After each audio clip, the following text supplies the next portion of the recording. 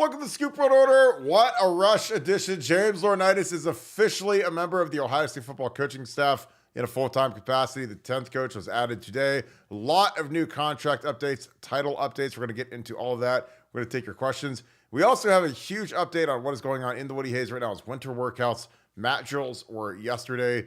Very, very tough workout. They've got an outdoor workout, a similar agility workout tomorrow. We're going to get into all that. Chip Kelly is in the building. He has not really spoken formally to the offense, but he is observing and getting ready to make a huge impact on this program. So we're going to break all of that down, all football, all the time on Buckeye Scoop. We appreciate you guys as always.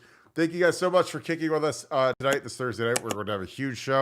Appreciate you guys. It's a huge show because you guys make it a huge show. So thank you guys for kicking it with us. If you guys enjoy this content, please leave us a like, click subscribe, also click that little alert bell. Those are all huge for us. Again, the likes and the subscriptions, spread the good word. You guys are doing it because, I mean, we're surging past, we're almost to 30,000 subscribers. Thank you, thank you, thank you. If you guys have questions, get the super chats fired up. Those are going into our Pay It Forward Fund. We have signed up dozens of new members that are either police officers, armed forces, military. We're very pro-military, pro-police on BuckeyeScoop.com. It is one of our focal points, and we really like taking care of those people. So thank you guys for taking care of the people that serve us. Huge show ahead. Nevada, we had this for a while. It's been a lot of rigmarole with Ryan Day. I think he wanted to let Chip Kelly bring one of his guys in to interview just to triple check. But James Laurinaitis, a guy that I think will be an absolute superstar, a guy that could be the head coach at Ohio State one day, is now officially the linebackers coach at The Ohio State University. What was your reaction? Obviously, we broke the story per usual. You know, we always have this stuff first, and we had it again first today. We broke it mid-afternoon, and then it became official a few hours later. Your thoughts on James Laurinaitis as the 10th coach? Well, first of all, I want to give props to Helping Technician, who's an insider on our site, who actually broke it last night, if you remember. He said that James was the pick, and then he started another thread today, said that it was official in the morning. I love having other insiders on because you don't have to do all the work yourself. You don't have to be like vetting all the information yourself. And boy, he nailed this one. Could not be more excited about it. Ryan Day has really assembled in what my opinion is like the perfect staff. The perfect staff in that you've got a nice combination of kind of the grizzled veterans, the guys that are kind of the up and comers, the superstars that are only going to be there for a bit of time, the young guys. It's a really, really special staff. I mean, I just don't know how Ryan could have done any better. I don't know. You know, I've been one of Ryan's critics when he does wrong. I am his biggest fan when he does right. And let me tell you what, he pulled aces again on this one. The perfect 10th guy. I mean, you've now got guys in Brian Hartline, Tim Walton, and James Laurinaitis that might end up being like the three best recruiters in all of college football, all on the same staff. Mannequin Pitch put one of our good posters, put that out there today. Now, I totally agree with that. I think those three guys, and what do they have in common? They all played at Ohio State. They're all guys that kind of, walk the walk, can kind of sell the program from a unique perspective of having gone on to success at the next level, but experienced at Ohio State as well. And I just couldn't be more excited. This was a great, great day. I know some people were worried. We were a little concerned because it was taking a little longer. But, as old Granny Nevada used to say, it's better half slow than half-ass. And I think this one really, kind of came together. And James he's the perfect 10th coach. He's the perfect complement to the other things we have going on. And this is a great day and in a real means for real celebration for Ohio State fans because 2024 is going to be special, and I can't wait. Yeah, I think it's one of the best days in Ohio State history. I think a lot of things fell the right way. I think James, he's in demand now. I mean, people that don't think he had any options are crazy, but, he's got guys that went to war for him like Steve Spagnuolo, Jim Tressel, guys that are really, really high up the food chain, guys that are really well-respected guys. And Ryan Day made the call, and Ryan, I don't fault Ryan at all for vetting James just because he's whiffed substantially on guys like Parker Fleming and other guys that frankly weren't great hires. And so, he put James on the road. He didn't take it easy on him. It wasn't like, hey, James, just drive around Columbus for the day. It's like, no, you're going to You're going to Florida, you're going to Texas, you're going to Georgia, you're going to California. You're in it now. And that's when, you question if you want to be a coach or not. It's like, go get on Frontier Airlines and fly across the country, in some middle seat. And that's when you're living life, baby. But James killed it. He is a guy that, he's a dynamic guy. He's a recruiter. You're kind of a colorless guy in terms of he can go to any high school and go anywhere, and pull anybody. These coaches, a lot of coaches are about his age now. They're in these high schools. They're running high school programs. They all know his name. They remember his name. He's got a great personality, very faith-based, great family, 3 great kids. Again, it's nice. The dream for all of us was to coach and stay home, stay here. So he's here.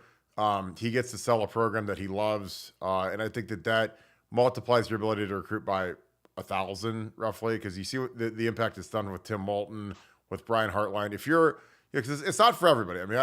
I coached and, was around guys that they're Ohio State alums that they weren't dynamic recruiters, but if you have the personality and then you also have, the backup where it's, James can go show one of these 5-star linebackers his Buckeye tree in Buckeye Grove. Hey, I was the first team All-American. Here's my tree.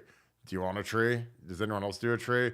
This is what this place has done for me. A 3-time All-American captain, every award known to man, major trophies. I'm just excited for him because he's one of the greatest players in school history. He's one of the greatest people in school history, and nobody deserves it more than James Laurinaitis. I applaud Ryan Day for basically putting a cherry on top of the best. This is the best offseason in Ohio State history. And honestly, the only one that was close was in 12 when we hired Urban, because I felt like the program could have really gone either way. I know people can laugh, but we were 6 and 7. Braxton wasn't what he turned into, and Urban saved the program. He really did. And I was in there, and I was like, man, if we do another year like this, man, we're gonna, everyone deserved to be fired anyways. But with bringing in Ross Bjork, at the top of the food chain, a guy replacing Gene Smith, who's kind of rudderless at this point, and then you bring in Chip Kelly, you hire James Laurinaitis, Will Howard, Quinshon Judkins, Caleb Downs, Seth McLaughlin. Our NIL is filled with nitrous oxide at this point. It's almost insane how good our NIL is doing. And it's not done. You got to keep feeding the beast, because the thing never runs out. But our NIL is carrying us right now in terms of roster management, roster retention, going out and getting Caleb Downs. It's exciting. I think that there's a huge upside for this year, because it always is national championship or bust, but this is a generational team at this point. And having Chip Kelly at the controls with Jim Knowles on the other side, it's just scary good. Nevada, again, there's the only other offseason in my life that's close is 12. But with the new AD coming in and then getting James as your last coach, I don't know, like what are your highlights? Because there's just so many that it's almost insane that because in a normal offseason there's like 10 different events that happened, and each one would be like seismic. And this year they all happened at one time. But what are your favorite parts of this offseason thus far? Well, an underrated one is the new president. I'm so excited about the new president coming in, and that just kind of slipped under the transom. We're just kind of sitting there like, hey, wait a second, this guy's the new president. How did that happen? And I think he's just tremendous. And anybody who's had a chance to interact with him or see him speak or have anything to do with him, just they all rave. And I hope you guys do get a chance to talk to him. A really personable guy, guy who gets it. And I just think he's perfect for the Ohio State University. But, that obviously was huge. Just the guys returning. It's always, for me, the best feeling about Ohio State is when guys come back for another year. And in years gone by, when it wasn't about, when they had to make that decision, it was hard for guys to kind of wind it up and do it again. But this year we've got guys all coming back. So many guys that I never thought we'd see for another season. And the fact that we get them back, plus all these fresh new faces and newcomers, and then Chip Kelly's calling the offense. Wow. And, little underrated piece of news that you talked about these staff extensions and things. Larry Johnson, 2-year extension. I thought that was interesting, because people have been kind of, thinking, hey, it's Larry's last year. It's like, it's the roundup. It's time to go. And Larry just signed for 2 more years. So it was very what an interesting day. What a great day. I thought it was interesting as well that Justin Fry didn't get an extension. At least not that I saw. I didn't see that he was offered one, and I thought that was notable. I think that was notable. But Walton obviously got one. Keenan Bailey got one, which was interesting. But I mean, what a day! If Ryan would have taken the other thing and gone with somebody else, or gone with another coach, or gone a different direction on James Laurinaitis, it still would have been an absolutely amazing offseason. There's nothing would have changed it for me from that standpoint. But the fact that he got him the 10th spot on top of everything else that's been going on, I just can't stop smiling. I've been smiling the whole day, been in a good mood the whole day, and I just, like I said, I just think Ryan Day hit it out of the park again. This is a guy just striding into plate and just keeps hitting home runs. But he finished this one off with a big time dinger here in the bottom of ninth inning, and I couldn't be happier about it. Yeah, and it's so funny, and like I was trying to find like a little mocked up deal for the staff, like the current staff, and of course our official website is not up to date yet, and it doesn't have Chip Kelly listed, and James Laurinaitis is still a GA because there were some changes in titles. Tim Walton is now the assistant head coach / secondary / cornerbacks coach, so he picked up an assistant head coaching role. Larry Johnson is still the associate head coach. Most of the stuff stayed the same. Hartline is now co-offensive coordinator. Chip Kelly is offensive coordinator / quarterbacks coach. And Tony Alford has the same title. So, but of course, Chip Kelly is not listed on our official site, even though he's been here for, a week or, 6 days or whatever it is. So I was hoping that this would be up to date, but I should have known better with the way that our sports information department runs. But yeah, so you get a good look at the staff. Obviously, James is still down here, listed as a GA because why would we ever want to be on point? But there's our boy. Proud of him, happy for him. He's going to do dominant things as a recruiter. Really excited about it. A name that I forgot to say was Julian Sayin. Julian Sayin has been unbelievable in the first month of workouts because these guys get here and these guys live at the building now. These guys are working out in the morning. They come back and throw. They're trying to get timing right.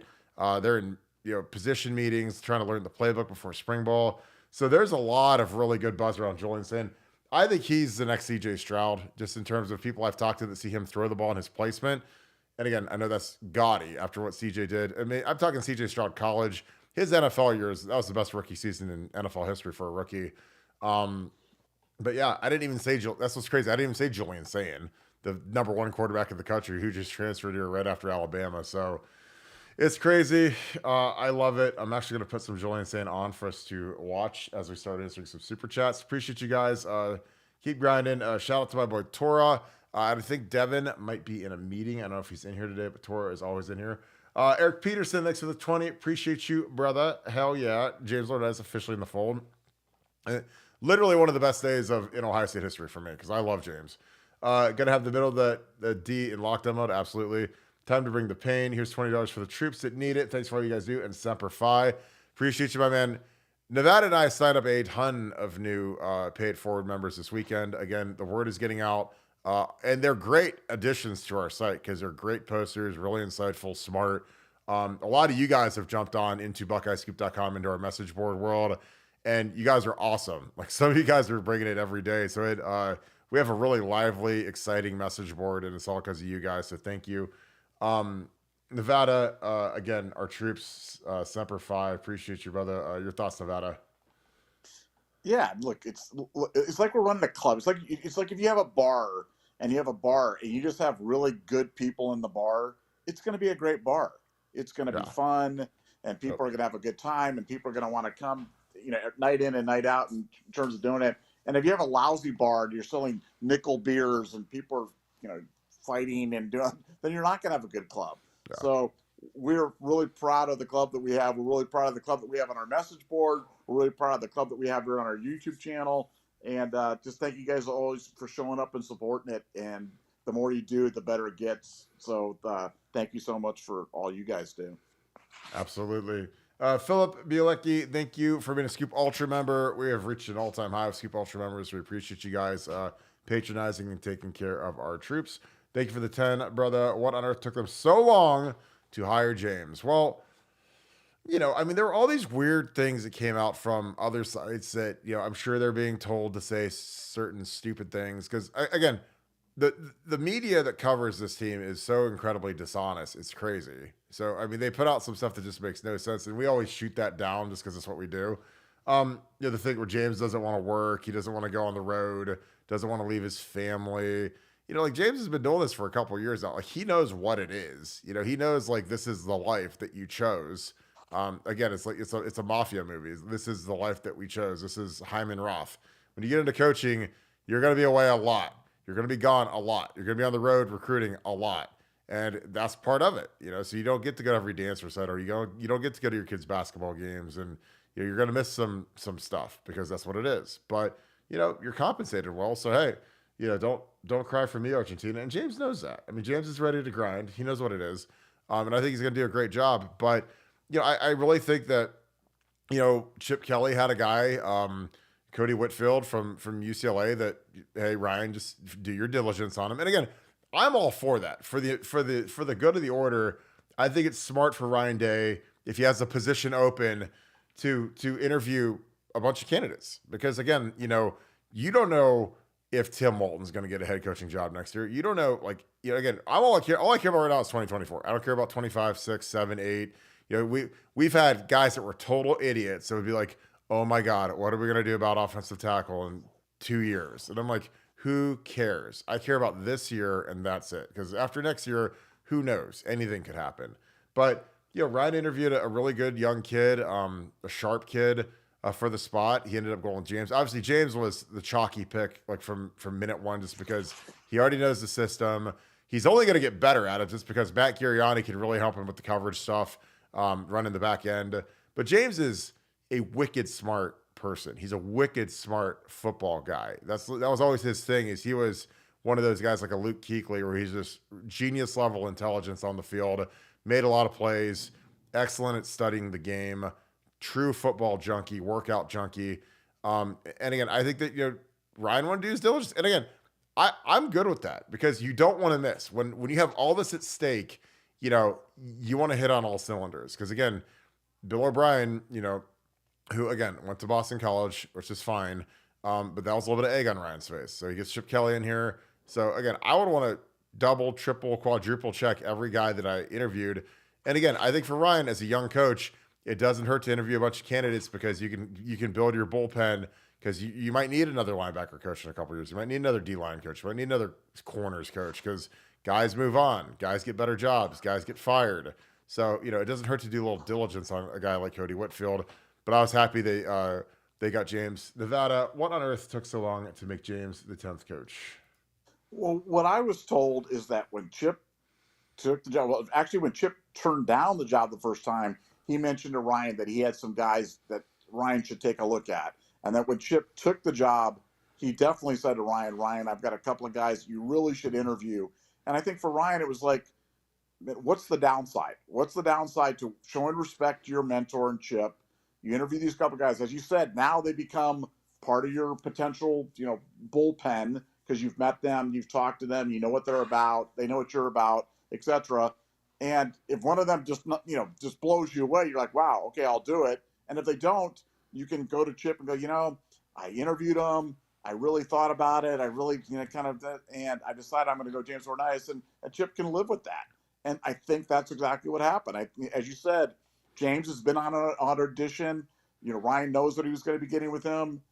He went out and looked at these other couple of candidates from UCLA, ultimately came back to, hey, James is the right guy, and picked him. And if you really think about it, what did we really lose? Like a day of mat drills or something? I mean, we really didn't lose anything out of it.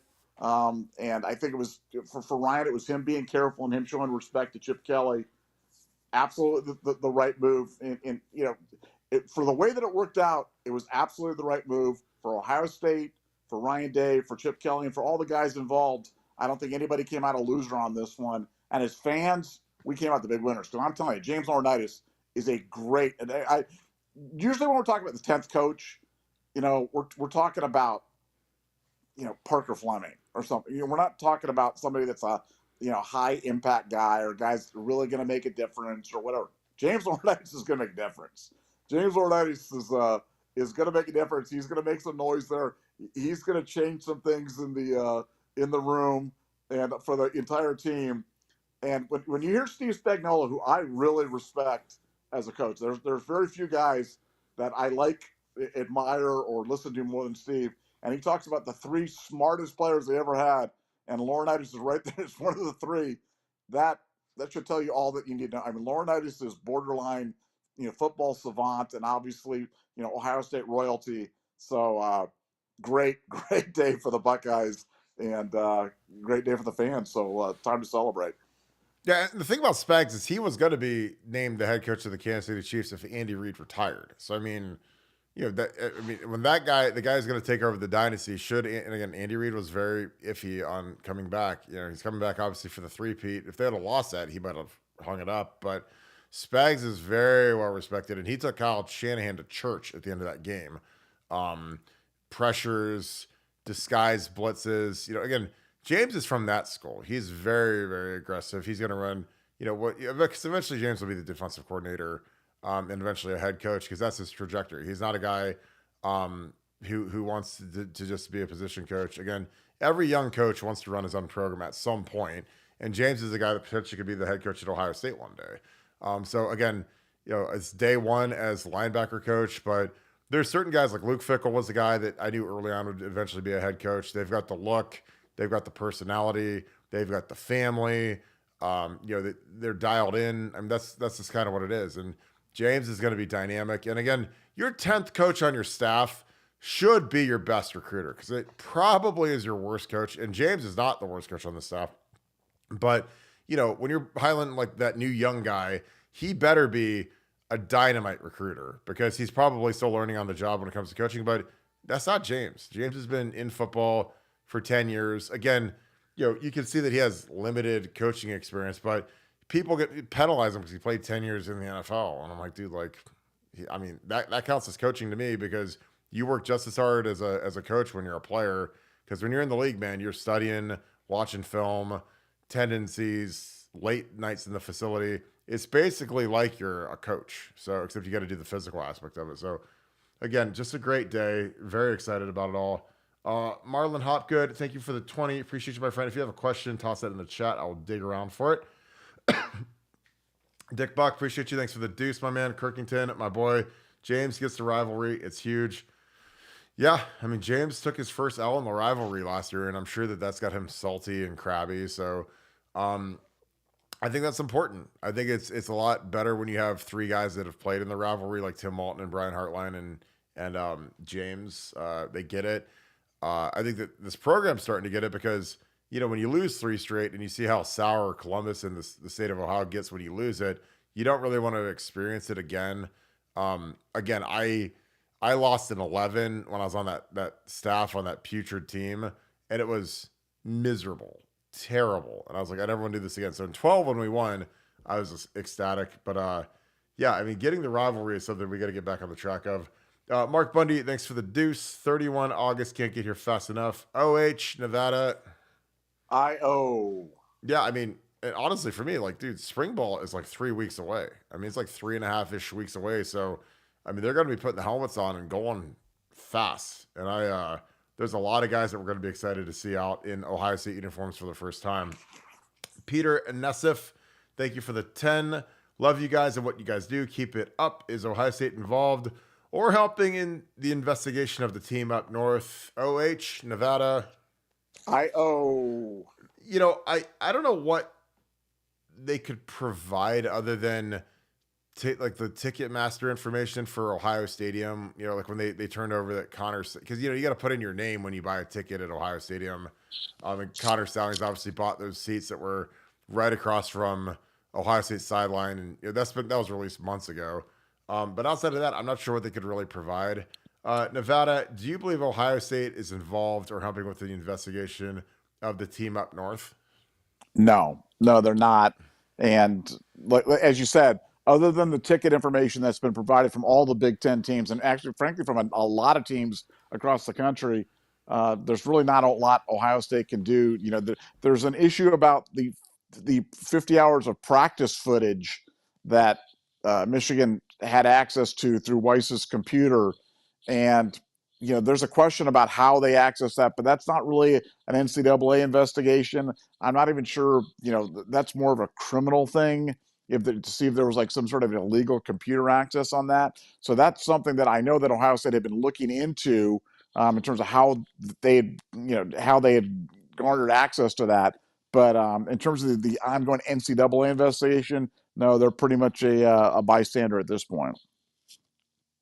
Yeah, I think it's they're just waiting for, like the rest of us, for the notice and the letters and the responses. I mean, it's gonna be fun. I mean, it's gonna be a really fun time. I'm really excited about seeing how hard they get smacked, because I think that it's gonna be ugly.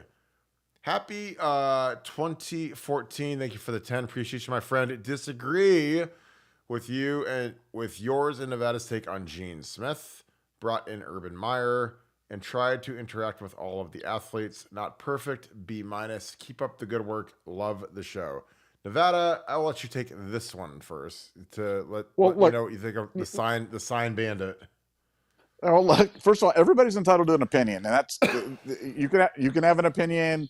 Kirk can have an opinion. I can have an opinion, and that's totally fine. We're not into groupthink here, but all I can tell you is from personal experience with Gene Smith, he's dishonest, and that was my personal experience with Gene. I think he didn't hire Urban Meyer. He might have been the AD when Urban Meyer was hired, but he certainly didn't hire him. That was handled way above his pay grade. I thought that the way he handled the NCAA cost us the national championship that year when we got the bowl ban, when he said one wasn't on the table. That was terrible. So a combination of those things for me. I've never been a Gene Smith fan, but I respect the fact that other people could have other experiences with him. But I mean, he literally lied to me, and for me, I can't get past that. So I'm not a fan, but I respect anybody else's opinions on that. And frankly, it's water under the bridge because he's gone, and it doesn't really matter now. So whether he was good, bad, indifferent, I wish him well in Arizona, hitting golf balls, and he's deserved to have his retirement. And now we can kind of get on to the next generation of Ohio State, and the future is indeed bright.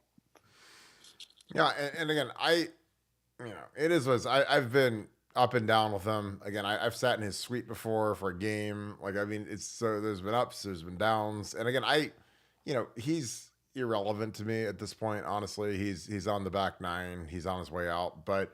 The dishonesty is truth. I mean, there's a reason why none of the guys from my era give anything to the football program. It's because of how you handle the Jim Tressel situation. And I don't think that, frankly, the Urban Meyer thing, I mean, any idiot could have gotten Urban Meyer. Urban Meyer was dying to get that job. So it's hard to give me credit for something that would have happened no matter who was in the seat. And again, it's funny because Gordon Gee almost blew it just because he was kind of a nincompoop when it came to the negotiation. I told you guys that story a few weeks ago, but I've seen better. I've seen way better. I think Ross Bjork will be a huge upgrade. I think that some of the recent moves, like, how he created a kind of a schism between the 1870 Society and the Foundation, where he made 1870, who clearly couldn't raise any money, into the football collective, and he made the Foundation to the basketball collective. And then, when all of a sudden that he realized that 1870 can't raise any money, he has to come running back and have Ryan Day has to call the Foundation and beg him for money for Caleb Downs. Like, it's just an unforced error and just basic stupidity, And again, that's like, I think we deserve better. I mean, it's great that he interacts with the athletes. That's awesome. But for me, the fact that we haven't gotten a new football facility in his entire reign is insane. Like, we've put a bunch of makeup on the pig, but we need a new building. And we've built a new building for the crew team. We're building a new women's ice hockey arena. We've built a wrestling building. We've built a new facility for the basketball team. But like, the football team is the revenue generator. And again, our facility is atrocious compared to our competition. And I don't understand what's taking so long or what the issue is. But, I get that we have 36 sports and 34 of them lose money. But, the football team needs better stuff, period. They need a better weight room. The coaches need their own offices.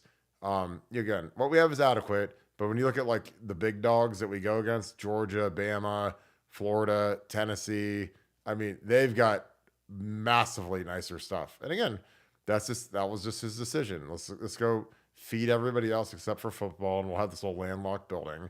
So, for me, you got to upgrade the football building. And again, I'm not even the one crying about it. I don't even go to the football building. I don't care to ever go to the football building. I spent 10 years of my life in that building. If I never see the inside of that building again, I'll be ecstatic. But there's people in that building that have been crying about it for a little bit. And honestly, they're right. They deserve a nicer building. Poohbeard12, thank you for the deuce. Appreciate you being a Scoop Ultra member. Any Caleb Downs updates from Jules/conditioning? Caleb Downs might be the best player in the country this year. I mean, he is incredibly well brought up. His dad, obviously a longtime NFL guy. This kid is a pro's pro. An interesting comment I got today is that the Bama kids think that Ohio State's workouts are much harder than Bama's workouts. Now, take that for what it means. I don't know if that means anything, but Caleb Downs and Seth McLaughlin both said that this is way harder than what we do at Alabama at this time of the year. So again, I don't know what that means. Alabama made the playoffs. We didn't. Nick Saban, whatever. But I thought that was an interesting tidbit. But Caleb Downs is a guy you better enjoy for the next few years, folks, because he is a freak of nature. He's a prototype X-Man Wolverine safety, and he could be a top 10 pick when he leaves. Nevada, Caleb Downs in mat drills and in every workout, everything is like the national championship to game. He's a pro's pro. He acts like an NFL player from a workman-like standpoint.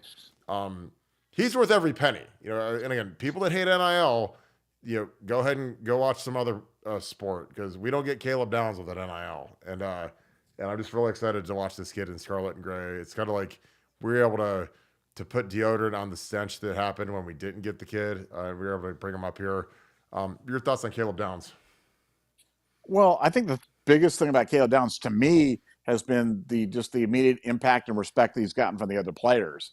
Because when you talk to the other players, man, they're I mean, you understand, this is a room of alphas. Everybody at Ohio State's an alpha. Everybody was the big man on campus, the best player on their high school team, parade All-American, Army All-American, 5-star, whatever. Caleb's different. He's come in and he's different, and he doesn't have to say it. They can just see it. There are levels athletically, and he is just a cut above other guys. And he's not like the normal humans that are here. He's like the kid from Krypton. And the other players noticed. The other players are talking about it. He's garnered immediate respect when he walked in, not by talking about it, but the exact opposite. Really kind of low-key kind of guy, really kind of soft-spoken.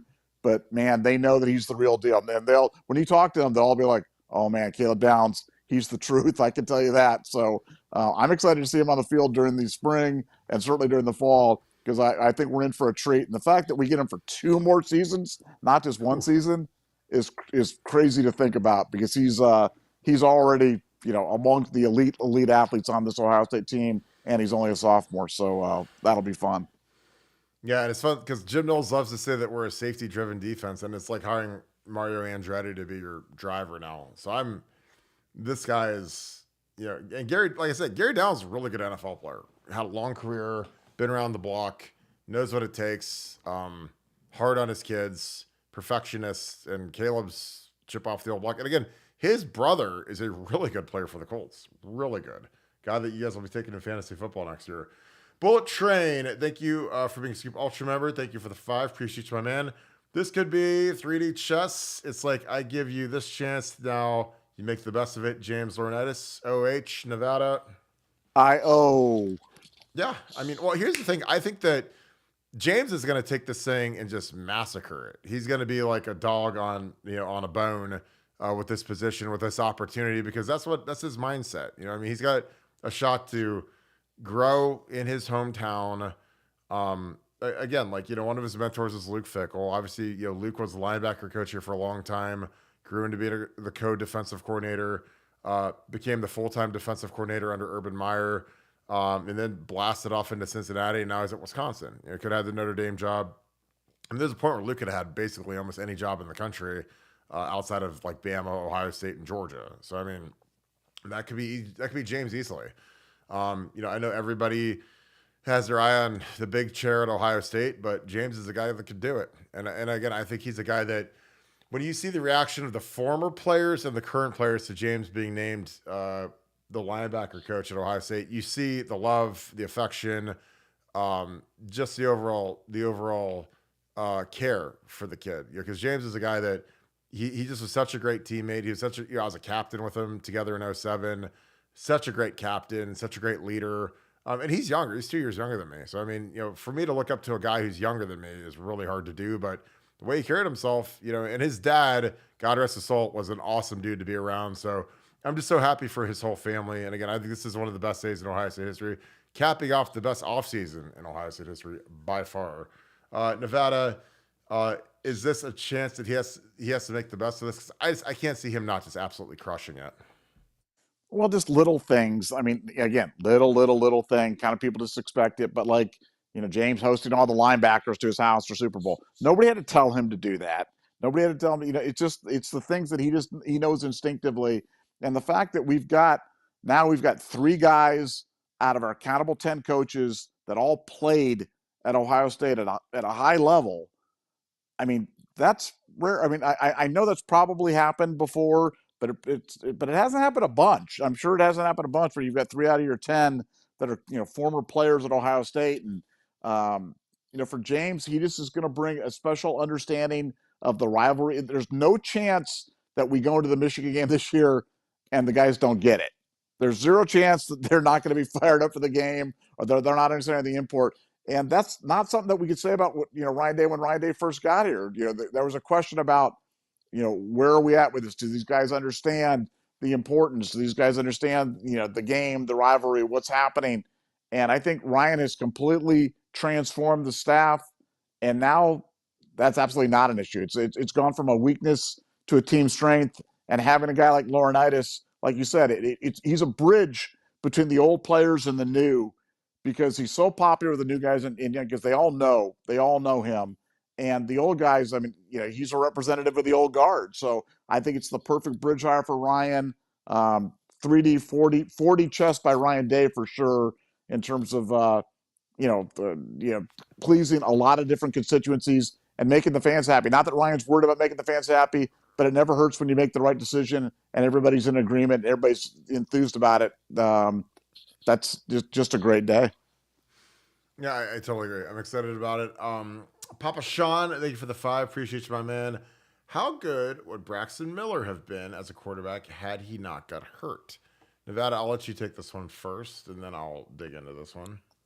Well, I think that Braxton, I think Braxton was one of the elite athletes ever to play at Ohio State. And, had he been able to stay healthy, that, I mean, no telling, what he could have done. Also, no telling what he could have done playing in an era right now where they really covet quarterbacks that can move. And that, throwing, I'm not saying that throwing's a secondary skill for a quarterback now in the NFL, but it's certainly, it's not like the old days where you were just recruiting guys, big old guys that could stand back there and throw the ball like Roethlisberger, guys that can move around, guys that can run.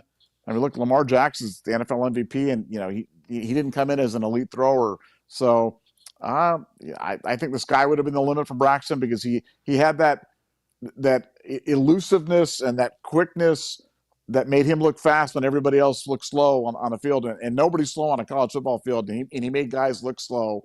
Him and Teddy Ginn were probably 2 of the fastest players that I've ever seen, like, on the field. Maybe Terry Glenn when he took off against Notre Dame. But guys like that, when they've got a different gear, just fun to watch, and I think he would have done great things. Yeah, Braxton is an interesting case because he had a ton of ability. Obviously, was a great athlete. Was a good thrower, not like a rocket arm thrower. Probably a little better thrower than JT. Not anywhere near as tough as JT. I don't know. Like, from an NFL perspective, the hardest part about Braxton is he was made out of porcelain. I mean, he was hurt all the time, and sometimes it was mental. Sometimes he was actually hurt. But like that Purdue game, they took him off in an ambulance, and they didn't find anything wrong with him. They did every scan, MRI, X-ray, and nothing's wrong with Braxton. So again, like, if you're gonna go play in the big leagues like the NFL, you got to be tough to play quarterback, man, because you're going to get smoked by guys like Myles Garrett and TJ Watt and Nick Bosa. I mean, you got to be tough. So I think Braxton could have been really good in college, especially when we had overwhelming talent. And you saw like in 13 when we were cooking. I mean, we averaged, God, like 6 yards a carry or something crazy. It was the highest yards per carry average, I think, at Ohio State, or at least in the last 30 years on offense. And it was because Braxton and Carlos Hyde were so dynamic running the read option with that great offensive line, probably the best line in the last, 20-ish years or so. I mean, I put that up against like the good pace lines with Corey Stringer because it was more complete. Obviously, Orlando is better than any of the guys on that line, and so is Corey Stringer. But from a complete line standpoint, that 13 line, all the guys got drafted. Taylor Decker is a first rounder, so it's a pretty strong. Lindsley, Norwell, Mewhort, then Elfline or Marcus Hall, who started most of the year. But I think Braxton, he settled in at receiver, but he just, he's a great kid. He's doing great stuff right now, but I think he's limited as a quarterback, even though he was a fantastic athlete, and he got drafted after a great Senior Bowl playing receiver. So, I think he would have been okay, but I don't think he would have been better than JT. Just because from a workmanlike standpoint, I think JT was just much better.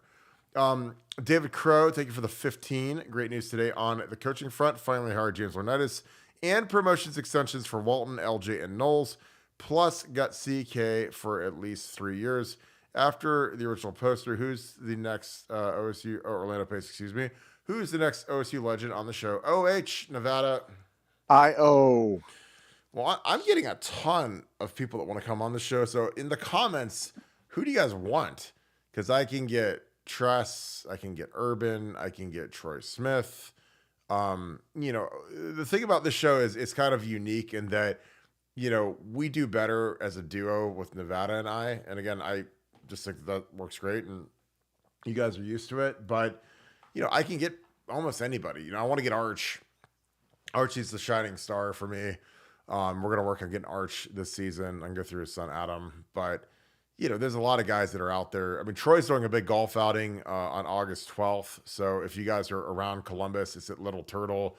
The money goes to NIL, specifically to the offensive line.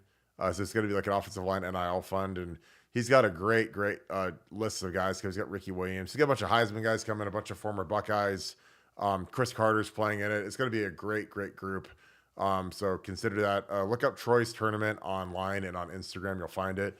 So Troy's probably next, but there's some other guys. But Nevada, your thoughts on the extensions, the promotions for Walton, LJ, and Knowles? Because again, it was a great day for Ohio State. Because I think we locked up our key guys on the staff.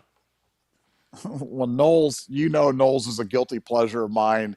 And when I was the lone one on Knowles Island after the first year when everybody was throwing incoming fire on him and all the disparaging $2 million ban stuff and all that stuff. So him getting extended is I take a quiet little victory lap on that one around the house. So to pat her about a little bit, but no, I think Ryan did the right thing.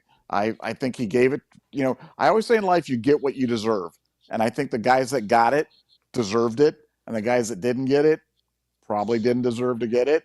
And that's all you can ask for in life. That's all, I think for Ohio State, what we can convey the image or the illusion or the reality or whatever you want to call it of stability. It's a great staff. It's a talented staff. It's a staff that gets it. It's a staff that's been successful. It's a staff that can recruit at an extremely high level. And that's all you want in today's modern football. And if Ohio State was going to become the new Alabama, and you hate to compare this to Saban and his run, but somebody was going to step up and somebody's going to fill that void. And look, it's Ohio State, and we've done it with the players that we kept. We've got it with the players that we've gotten, and we've got it with the staff. You can't have it without having all those things, cooking on all cylinders. And right now, Ohio State is not missing a beat, and I think we're poised for a big run that's going to go 2024 and well beyond that. And it starts with staff, and we certainly have the pieces in place.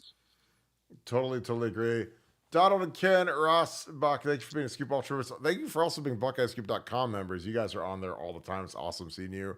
It's fun seeing the names from here, cross over to the message board, and from the message board, cross over to here. Because it's kind of separate communities, but they're kind of assimilating, which is great. Because you get to meet like kind of two different groups of friends. It's really cool. Thank you for the 5. Nevada, thanks for the blast from the past. Talking about East Germany and the Berlin Wall. OH, Nevada. Nevada, have you ever played as East Germany on Civilization 5? No, but I told a story on the thing. Like when I was a kid, we were stationed at Wiesbaden Air Force Base, Air Force Brat, and we used to take the troop train and the British train into. You had to go through East Germany to get to Berlin, and at the stops, if you were really adventurous, you would roll down the windows and like trade stuff with the East German soldiers there, and we traded for a sign one time, and my dad got in all sorts of trouble for that, yelled at me and screamed at me, but we got a sign from the East German side of the wall, and that was one of my prized possessions. But I don't think it was worth it to my dad for getting lit up by the base commander on that one. So he was mad at me for about 20 years on that one, but it was worth it. You didn't have Gene Smith tell you that you never had a sign, though? No, I see. But the thing about my sign, I had, and then I lost that sign. I lost the sign when I moved. So it's something about signs with me. I don't know what it is. So I think that Gene probably triggered that emotion in me when he stole my sign. That I'm like, I lost one sign, and now you take my sign. So yeah, there's kind of a sign thing going on with it. I hadn't even thought about that until you pointed it out, man. That's crazy. Did he email you and say you don't have a sign? No, he emailed me. He emailed me and said, you never had a sign outside the facility. And I'm like, wait a second. What do you mean you're saying I literally wrote, are you saying I imagined it? And he's like, he wrote back, I'm saying you never had a sign outside the facility. And I'm like, okay. So you have a photo on your desk of like your family. Not on my desk. We had to like dig through all the photo albums to do it because like it wasn't something that you're like, it wasn't like proof of life where I'm standing up with like a newspaper magazine in front of my sign. I never thought that I would need it, but somebody snapped a picture of me in front of my sign, the $17 wooden sign from a thing. But yeah, but I got my sign back. Now it may be gone now, so I'm gonna have to check. I think Chewy stole it, so I'm gonna have to check it out. Oh yeah, I bet for sure it's gone. Gio did it. 42. Thanks for the 10. Appreciate you, my friend. Steve Spagnola gave James Lawrence a shout out on Pat McAfee's show for being one of the smartest players he's ever coached when he was the DC for the Rams. Home run by Ryan Day. Yeah, I mean, Spags, like, he's had a couple cracks as a head coach, interim basis, full-time basis, and he's really on fire right now because, like, the end of that game, when they needed it the most versus the 49ers, he heated up Brock Purdy, called some beautiful pressures that they didn't pick up, they didn't see coming, and basically got him off the field. After Kyle Shanahan and his flat brim hat decided to take the ball at the beginning of overtime, which is the dumbest thing I've ever seen in the history of coaching, Spags got him off the field. They kicked the field goal, and then it was go time for Pat Mahomes, and they won the Super Bowl. So, I mean, for that guy to say James Laurinaitis is a genius, it's good for James. And again, people can say, oh, Kirk, you just like James because he's your buddy and you played with him and he's a captain with you and blah, blah, blah. But like, don't listen to like what I say. Listen to what a guy who's probably the best defensive coordinator in the NFL says, because that's who really matters. It's like the same thing with Chip Kelly, because people say, oh, Kirk, Chip Kelly stinks. He's no good. He was only first in the nation in rushing 2 years ago, and he was like fourth in the nation in offense. I mean, I looked up the statistics, and I'm like, in what universe is that not good? Because he's got UCLA talent, not Georgia, not Bama, not Texas. Like, he's got to like really gin it up when you're at UCLA because you're not getting 5-star linemen, but your scheme's got to be really good to get that kind of yield from your running back and your quarterback. And I mean, Zach Charbonnet is a nice player, but I mean, he left Michigan. He was beaten out at Michigan. And Dorian Thompson-Robinson's a guy that he's a nice player, but he's not, that's not Vince Young. So, and Chip Kelly ran through the Pac-12 with them, literally leading the nation in rushing. So, again, like, don't listen to what I say about Chip Kelly. Just look at listen to who talks about him. Go do a little Google research, type in Chip Kelly next to Bill Belichick, and go read what Bill Belichick says about Chip Kelly. Go read what Urban Meyer says about Chip Kelly. Like, the guys that are on the Mount Rushmore of coaching, go read what they say about Chip Kelly. Don't listen to what little old Kirk says. But I watched his film, and oh boy, is it hard to go against. And again, I love that because again, the one thing I want to see on our offense, again, and we've got great players. I want to be harder to go against. That means run the quarter. Maybe a little read option, a little RPO action, a little better RPO action.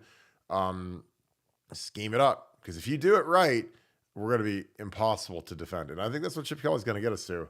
Nevada, your thoughts. We talked about this at length about Steve Spagnuolo calling James Lawrence one of the 3 smartest players he's ever been around. Well, it's just, I mean, again, if you think about how many players has Spags coached, 1,000, 2,000, 5,000, whatever it's been, he's had thousands of players come across his radar. And, but ask Pat McAfee, and he singles out James Laurinaitis as one of the 3. I mean, that's look, we all know James is a great player, but clearly he's different level if you're worthy of that type of praise from someone as credible as Spags. So yeah, I think that comment kind of speaks for itself. Totally agree. PJ Studio, thank you for the 30. Appreciate you, brother. Thank you for being a Scoop Ultra member as well. Why don't we have a second scoreboard in this year? This is a great question. It's embarrassing. This is Ohio State. Please don't say it's a money issue. This is on Gene, the president, and the board. OH, Nevada. Well, Nevada, it does kind of suck because, when you're on that mid-level, you can't see the replays on the big board. It's literally covered by the awning. So you're at the mercy of hoping the TV works at that mid-level. Because then you got to look at the other screen down in the closed end. Why do we not have a second scoreboard in this year? It's just because of seating. We have to have enough seats or more seats in there. What's your opinion on that?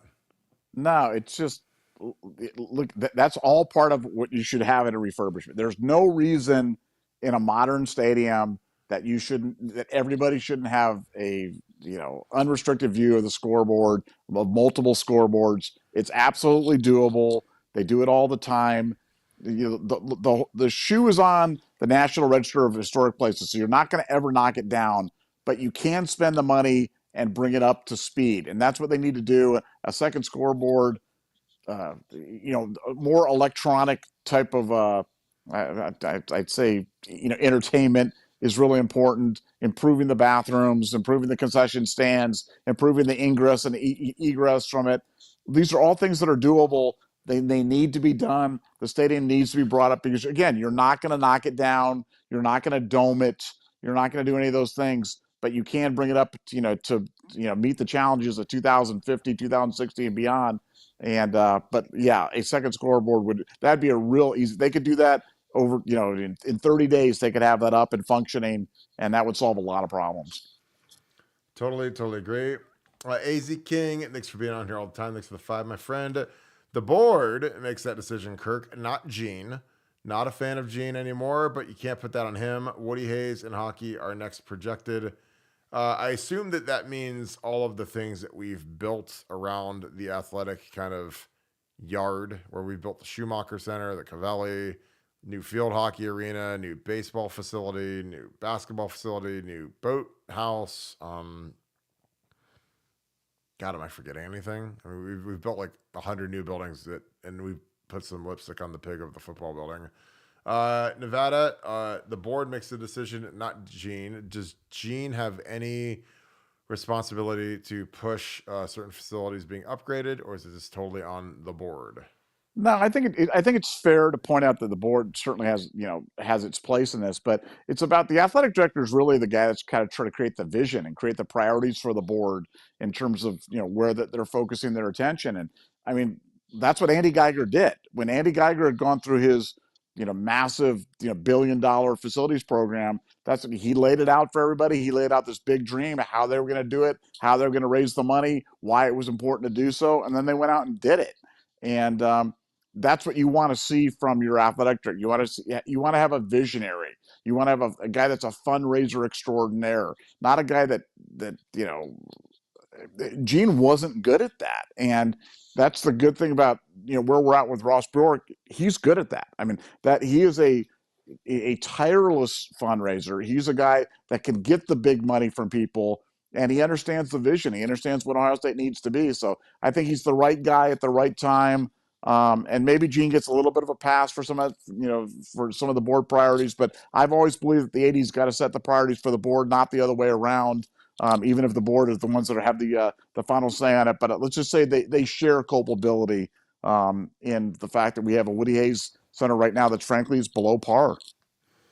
Well, I think that part of it is that our athletic department and our development staff are dishonest, and people give money and they think it's going towards football, and it gets siphoned off to things that people frankly don't care about. Like I know people that have given millions of dollars to Ohio State, and then they get a thing, hey, congrats, your name is on the field hockey stadium, and they're like, I don't even know what field hockey is. Why is my name on that? I want to be on the football building. I want to be a part of the new football building. And I'm talking like 7-figure checks, 8-figure checks.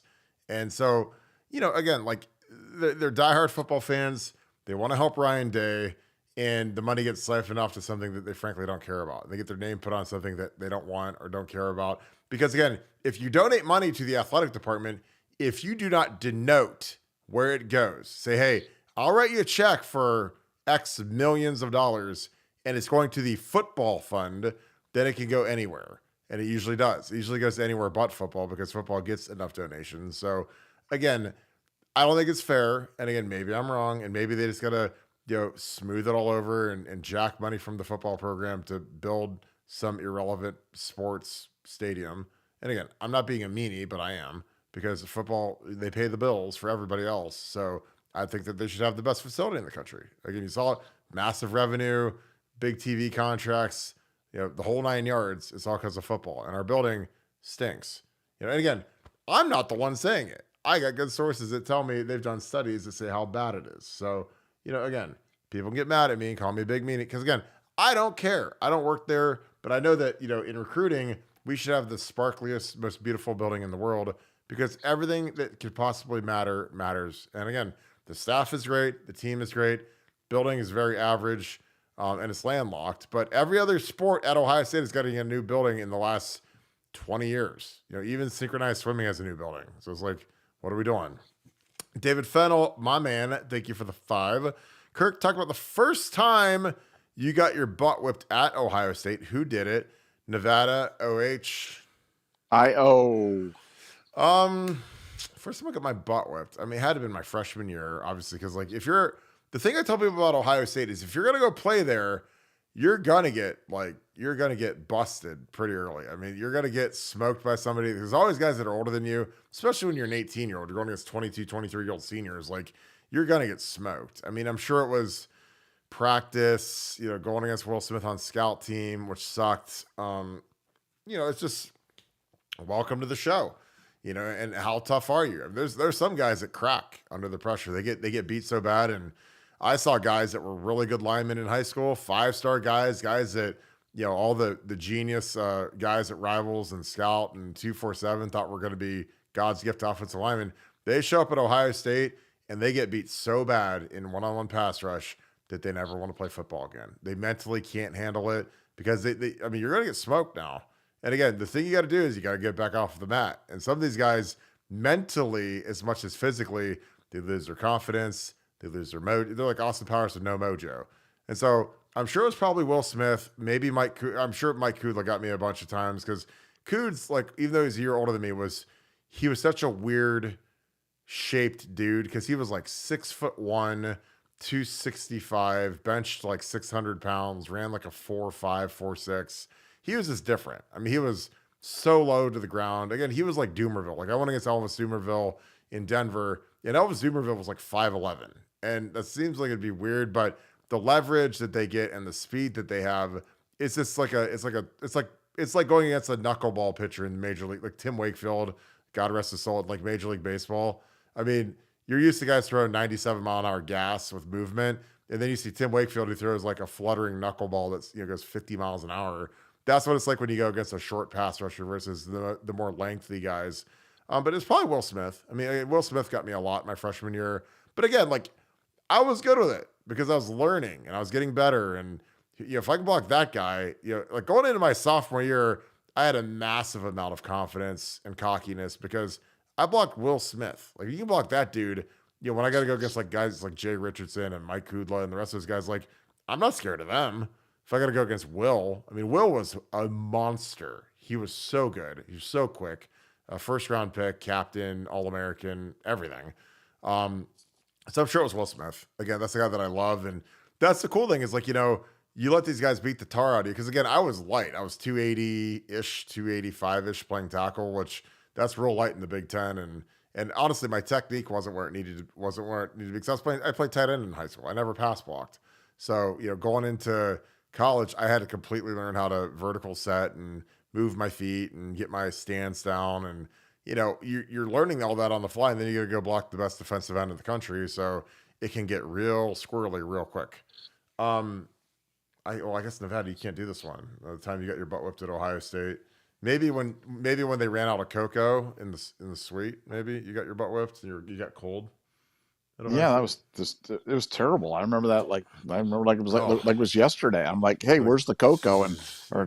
Yeah, terrible. Get the shakes.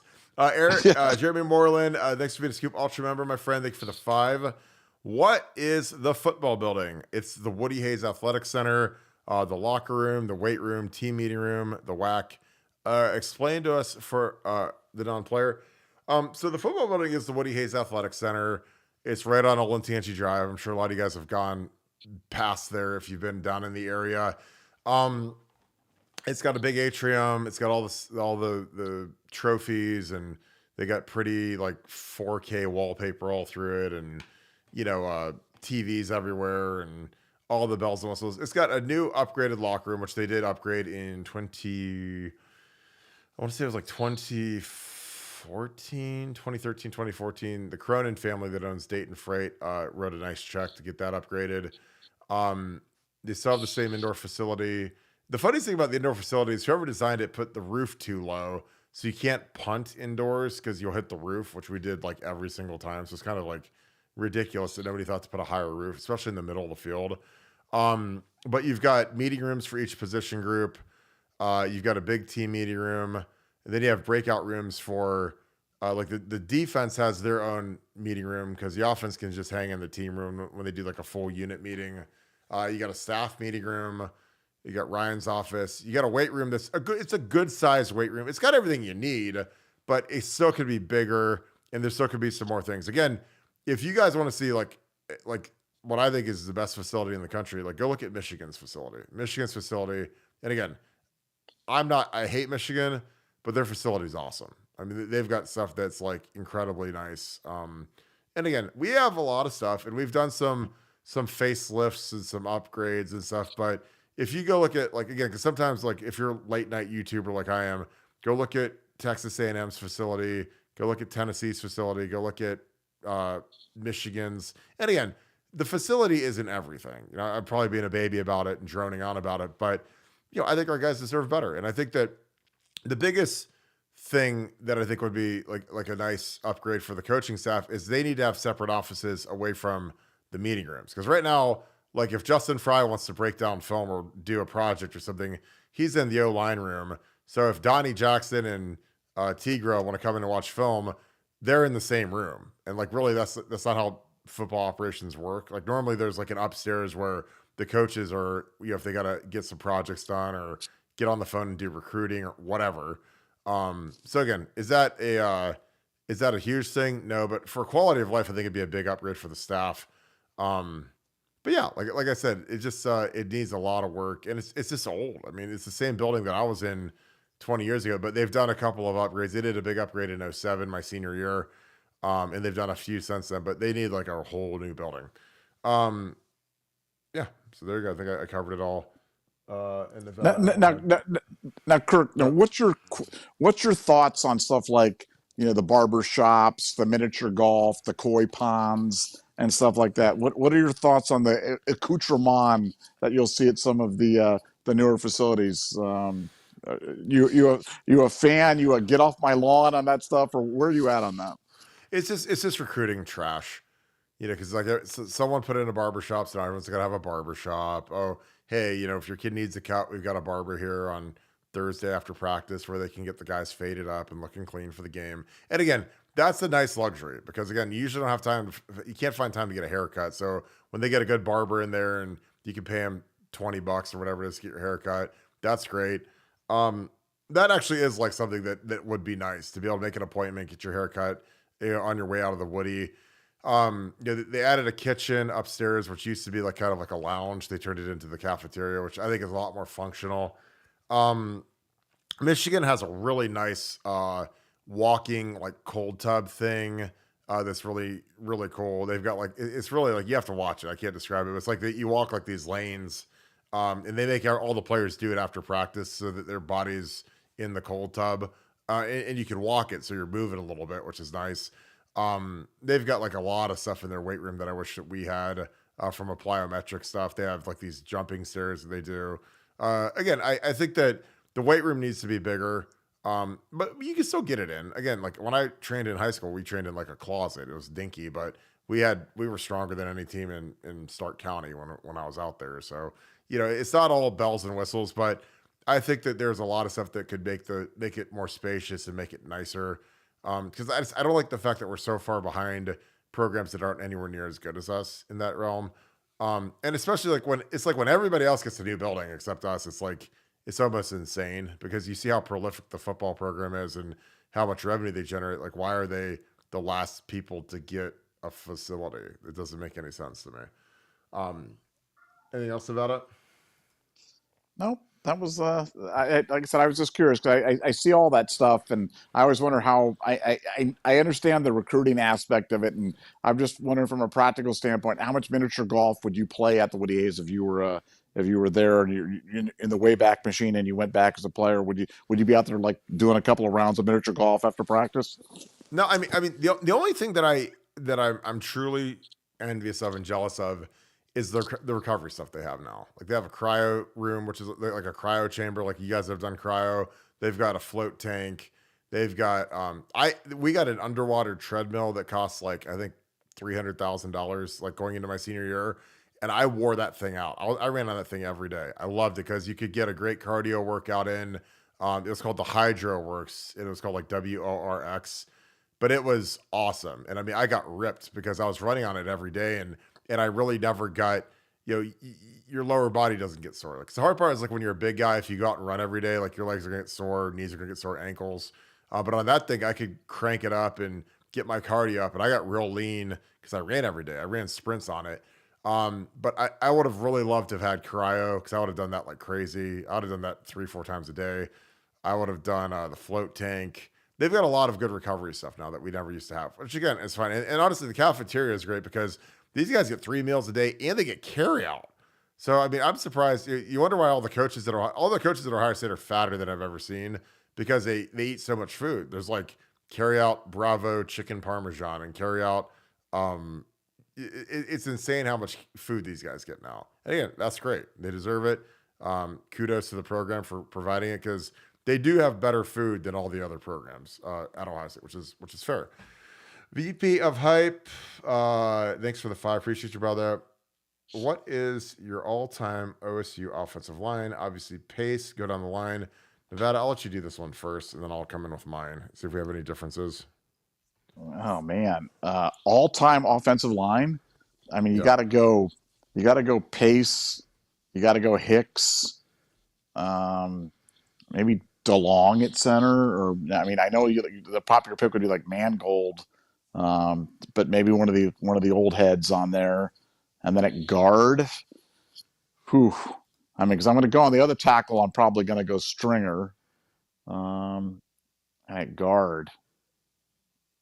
Oh man, I mean so many players to pick. Who's your other guard?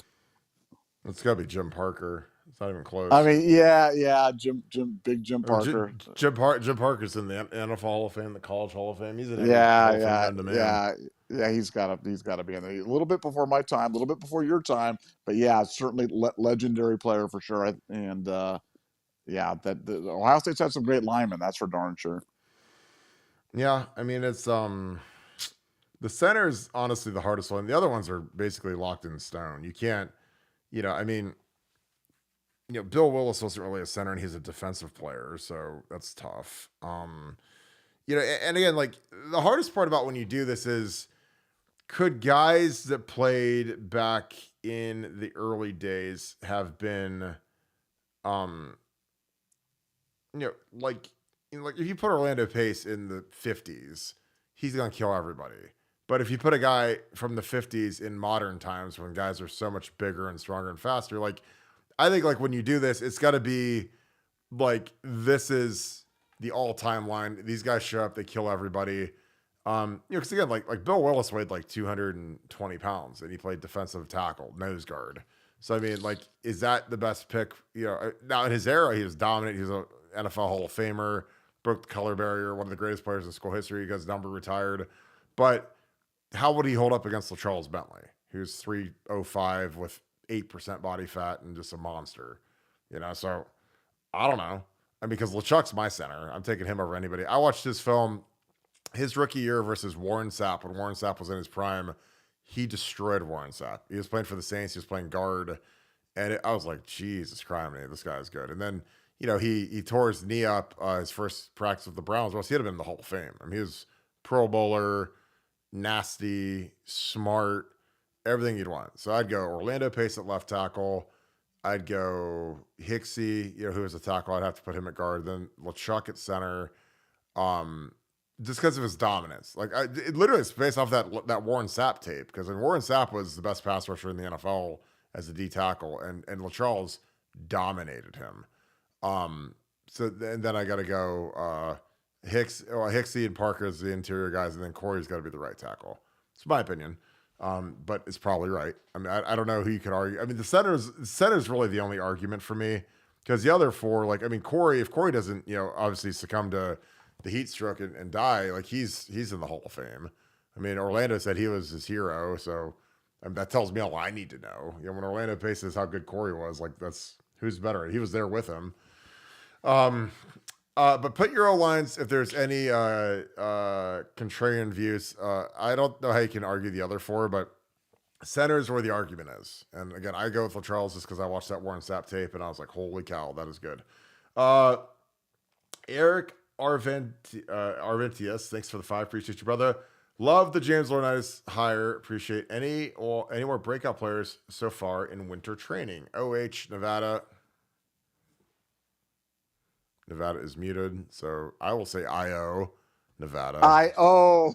God bless, man. You kill the vibe, man. I was drinking water. I don't want to be like. Oh my God. Nobody notices except you because you're sensitive. Nevada breakout stars of winter training so far. Julian Sain's the guy that's killing it right now. Again, he's got a big leg up on Aaron Noland. Aaron Noland is kind of flatlining right now. Julian's the guy to watch, and Julian could be the backup this year. And if some guys hit the portal, which could happen, I don't want it to happen. I'd love for everyone to stay, but I just know with the numbers game, what's reality. But Julian Sain's the future, and he is wicked smart. He's a great athlete, and he can throw the crap out of the ball, which is what I love to hear for a quarterback. He's a placement guy. He's a dot guy like CJ Stroud was, and I'm looking forward to seeing him. I got a note on one of the taller Armstrong twin is really looking good. He's more fluid than the guard, the tackle one. So that's Deontay. Deontay has looked really good. Just going through my notes because I had that. And then there's the Carson Hinsman is a guy that shouldn't be left for dead yet. And Carson is, in Chip Kelly's offense where he wants guys to be a little bit smaller, Carson is a perfect fit for what they do. Obviously, I know the season didn't end how he wanted it to, but he played Bama better than Seth McLaughlin did. So I know everyone's excited about Seth, and I think I still would pick Seth to be the starter, like as of the first day of spring, because they paid him NIL money, and sometimes that factors into things. But they paid Victor Cutler NIL money too, and he stunk. So Nevada, any other stars from winter training? Ian Moore is a guy, interesting player, guy to definitely keep an eye on, because I've been getting rave reviews about him. And, sometimes those offensive linemen can come in kind of surprise. And I think he's been a guy that's really kind of caught people's attention because big athletic kid, moves really well, really, really strong. And I think he's going to make some noise on, I think he could be one of those sleeper linemen that comes in and everybody's like, wow, didn't know how good that guy was, but he's better than you thought. And hearing the same thing, obviously, about Carson, I think Carson's having himself a good, generally when you get, let's face it, he got the yips, he got benched. And when that happens, you can go one of two ways. You can either go in the tank or you can keep fighting. And he's a guy that's had a really good winter so far. And I think he's a guy that's frankly been they've been dueling him with Seth McLaughlin, and he's been out dueling them. And that's really a tribute to Carson, because I think Carson's a heck of a player, got a heck of a future at Ohio State. Cannot emphasize enough how difficult it is to start at center as a redshirt freshman. Incredibly difficult to do, and he did it. And I thought he held up well. Certainly, could he play better? Yeah, but bright future, a lot of football in front of him, and definitely his best football is in front of him. Yeah, I totally agree. Matt Crawford, think you're the 5, my friend. Nice to have the coaches fully figured out. Same day finds out at a Goke backed away. Wonder why they're having a hard time hiring. Yeah, I mean, this Michigan staff is not very strong. It is atrocious, just based on the guys that are getting in. But, I mean, it's prestigious to coach at Michigan, but if you get smoked there, you're going to be back, down at the lower rungs of college football.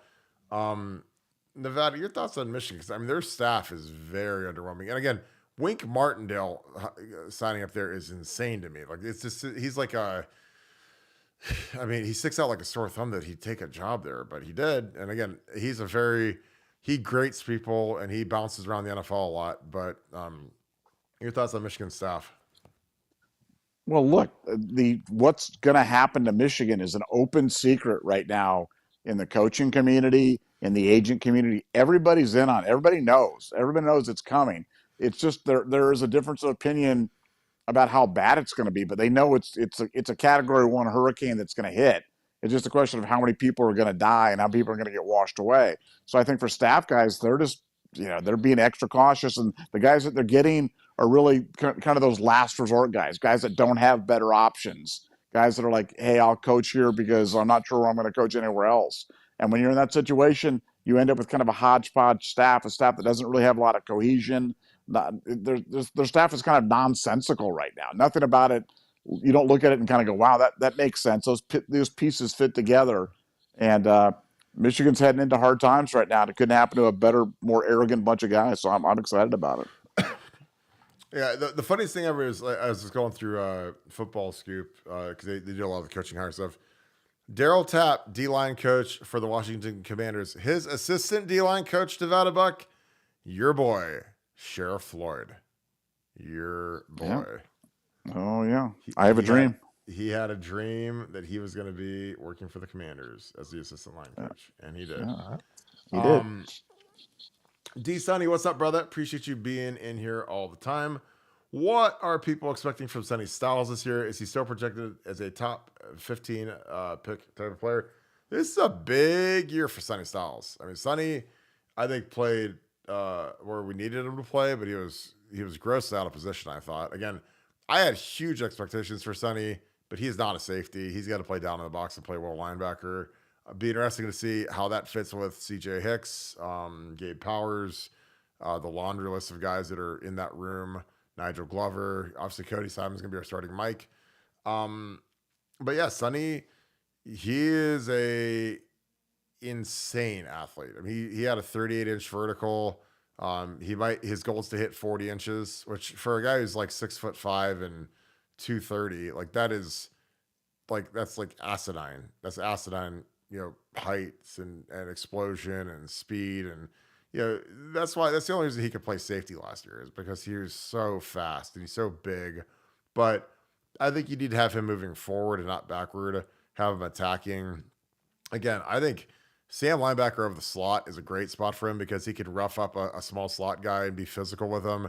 And you could bring him off the edge on the wide side of the field. And I think that's a great way to stop some of the wide rushing attacks that we see where they go to the wide side of the field. But, I don't know, Nevada. Like, Sonny's got a lot to do. Again, he's a 5-star kid. And again, you have to realize he's only the age of a true sophomore. He's just been in school. This will be year 3. But he left high school early, reclassified. So, he's got a ton of potential and upside still. Nevada, your thoughts on Sonny Styles this year? Is he still projected as a top 15 type of player? Look, he's got top 15 type of physical ability, but he just hasn't done anything to really merit top 15 type of consideration right now on the field. Now, could that change? I expect it to change, but we got to see it. And Sonny's been kind of an enigma because he does have this abundance of gifts. He is really young, and but he's one of those situations where he might have been better served by playing that last year in high school and getting older and getting a little bit more experience before he came to Ohio State. But um, I think he's been playing out of position. I think this year he'll be in position and he'll be well coached, and they know what they're getting with him. They know what to do with him. So yeah, he might be the biggest surprise for the Ohio State football team this year because I think he's been underwhelming his first 2 years, and that's not being critical of him. That's just being factual. His performance has not matched his gifts, but I think this is the year that stuff all catches up, and by the end of the year, we could be talking about a guy that's got that first round type of ability. We'll see. Yeah, I think that you gotta. I mean, he's almost to the point now. I mean, unless he has a monster, we might have to see him for a senior year. And again, with NIL, it's great because he's a guy that absolutely could benefit. And again, he's still going to be young.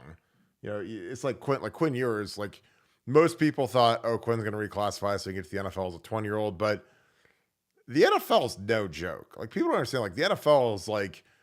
You go to the NFL, you guys have all seen Jurassic Park. Like when you're in the NFL, like you're like the cow that gets lowered into the raptor pit and the raptors go crazy and eat the cow and the cow's screaming. And like that's what it feels like when you go into the NFL because it is cutthroat, nasty, hard. And Quinn Ewers is like, I can do another year at Texas because with NIL, you can get a little bit of bread, you can chill for a little bit, have a good season, enjoy college. Because again, I tell these guys, I'm like, look, the NFL is going to be there. You guys better make sure you're ready for it. You guys better, if you have any doubts, stay in school because school's great, especially now that you can get like some NIL money. It's incredible. It's a no-brainer. The Korech, the IV master. We got to go see you, and we got to prop up that IV deal. I love IVs. Appreciate you, man. Why did Tress always take the ball if he won the coin flip? I don't believe that to be true, just because I was a captain and we took it a couple of times, but mostly we'd kick off and let the defense play. Sometimes it was weather dependent. If there was a storm rolling in or wind rolling in or something in the second half. I hated going out first. I hated it with a passion. I always wanted the defense to go out first because we had the number one defense in the country by senior year. So, our defense, we'd go pin them down on the 20-yard line. Our defense would force a 3 and out. We'd get the ball at the 50. And then we'd go score, and then we get the ball at half. Because I like getting the ball at halftime. Like for me, it's like I didn't want to get the ball first. I always wanted to send that defense out there, let them set the tone, flip the field, and we'd go score. Again, that was just my preference because I think that when you get those situations where it's the end of the first half, you have the ball, you have a chance to punch it in or get a field goal right before half, and then you get the ball again. It's like you get to do that little double up. I think that's devastating for momentum. But yeah, he did it a few times. I think he might have done it a little bit more when I was gone. But, when we used to win the toss, like when I was a captain, it was like 90% were deferring choice to the second half. And again, I always make sure I use the right verbiage because, I forget what idiot it was, in college that said, you won the toss. What do you want to do? And they say kick off. If you say you want to kick off, if the referee's a total douchebag, he could not correct you. Because if a kid says you want to kick off, then that means, that's your choice. And then you're kicking off at the second half too. You have to say, we defer choice to the second half. Like that's the correct verbiage. And again, most referees aren't douchebags. They're not going to they're not going to embarrass the kid and have, oh, well, he said he wanted to kick off, coach. And you guys are kicking off at the second half too. Because that's a douche move. But some of those guys do that. And it's insane. But I always made sure, like when I was the coin toss, even with James, I was like, I'm the old guy. So I did the call and I did the toss, and I never lost a coin toss, which was great. Nevada, what do you like to do? Do you like to see the team get the ball first, or do you like to see them kick it off? No, I always like to go on defense first. I like the other team to have the ball. I just think that defense, you can kind of set a tone. You can get it, and like you said, getting the ball at halftime just always feels like an extra little bonus. Feels like a little shot of adrenaline. If you're down in the game, you feel like you can get back at it. Even if you're down a couple of scores, if you get one back, cut it to one, and kind of do it. But I'm a defensive guy, but a defensive coordinator by heart and by trade, and so I like going on I like having my defense on the field at the beginning.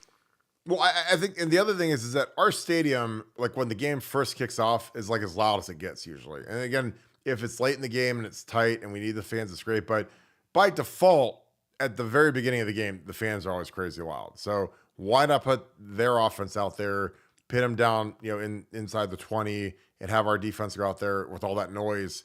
Again, that's something, just from my personal opinion at home, I just always thought was better. Chocolate Chip Scoochie, thanks for the dues. Appreciate you, brother. Thanks for being on here every night. Go get Cardell Jones. He's doing a legendary job. He is in the running. Obviously, he's doing great work with the foundation. Yeah, I mean, Cardell's a great candidate. He's gone through a lot. I was with him on staff in 2012. Obviously, we know that he won the national championship. Cardell he'd be a great candidate. So I might get him right after Troy and have 2 straight Glenville guys. Let's go. No regrets. Thank you for the 50. James Laurinaitis brings back great memories. In the Navy, living in San Diego, I used to have to go to the local pub to watch the Bucks play. My wife, pregnant with our son in 2016, and nicknamed him, and her coworkers nicknamed him Laurinaitis before he was even born. James Laurinaitis was so fun to watch. James was a guy that blew up early in 06 and got a ton of juice going, and he just had a monster year in 06. Again, we needed him because, you lose AJ, Bobby, and Schlegs. Those are 3 draft picks, 2 first rounders, and we had Marcus. Marcus was good, but we needed another guy, and James ran with it. I mean, he was better than Schlegel his first year as a true sophomore. So he was kind of the captain of the defense early, and just was a playmaker. I mean, he got a bunch of interceptions that year. I was like, God bless. He's got like magnets in his gloves that he kept picking all these balls off. I mean, he played great at Texas. Just was a really good player. And again, like I said, I think I'll be a better coach, honestly, because he's all football. He's fantastic at what he does. Nevada, do you have any memories of watching James Laurinaitis? Well, I mean, so many, but I'm pretty sure that this is fact. It's funny how people think memory is a perfect instrument, like it's a recording device, and it's really not. It's imperfect. You remember stuff sometimes that just didn't happen, but I'm pretty sure he committed like in December or something. It was like really late in the recruiting process. And because I remember saying, oh, we got this kid from Minnesota, and we're like, James Laurinaitis, who the heck is this guy? Like, this is the best that we can do. I mean, back then they referred to it as a plan B guy or low hanging fruit or whatever you want to call it. And he goes on to become one of the great linebackers of all time in Ohio State history. It just goes to my old thing of you never know. So be excited about every recruit because you just never know who are going to be the great ones. And, one of the greatest came in as one of the lowest rated or one of the least heralded. And so for me, that's, James is always kind of a cautionary tale about why you never write off any kid at Ohio State. I just love his story. Yeah, I mean, again, he's a guy from Minnesota. We never get any players from Minnesota, so I mean, he kind of broke a stereotype there because, again, like when a kid comes from some weird state, like we've taken kids from South Dakota. It's like they never seem to pan out. Hawaii, Enoch didn't pan out. I mean, I was just happy for him. Paul Lewis, thanks for the 100. Appreciate you, brother, for always being on here. James Lourdes, I'm so happy.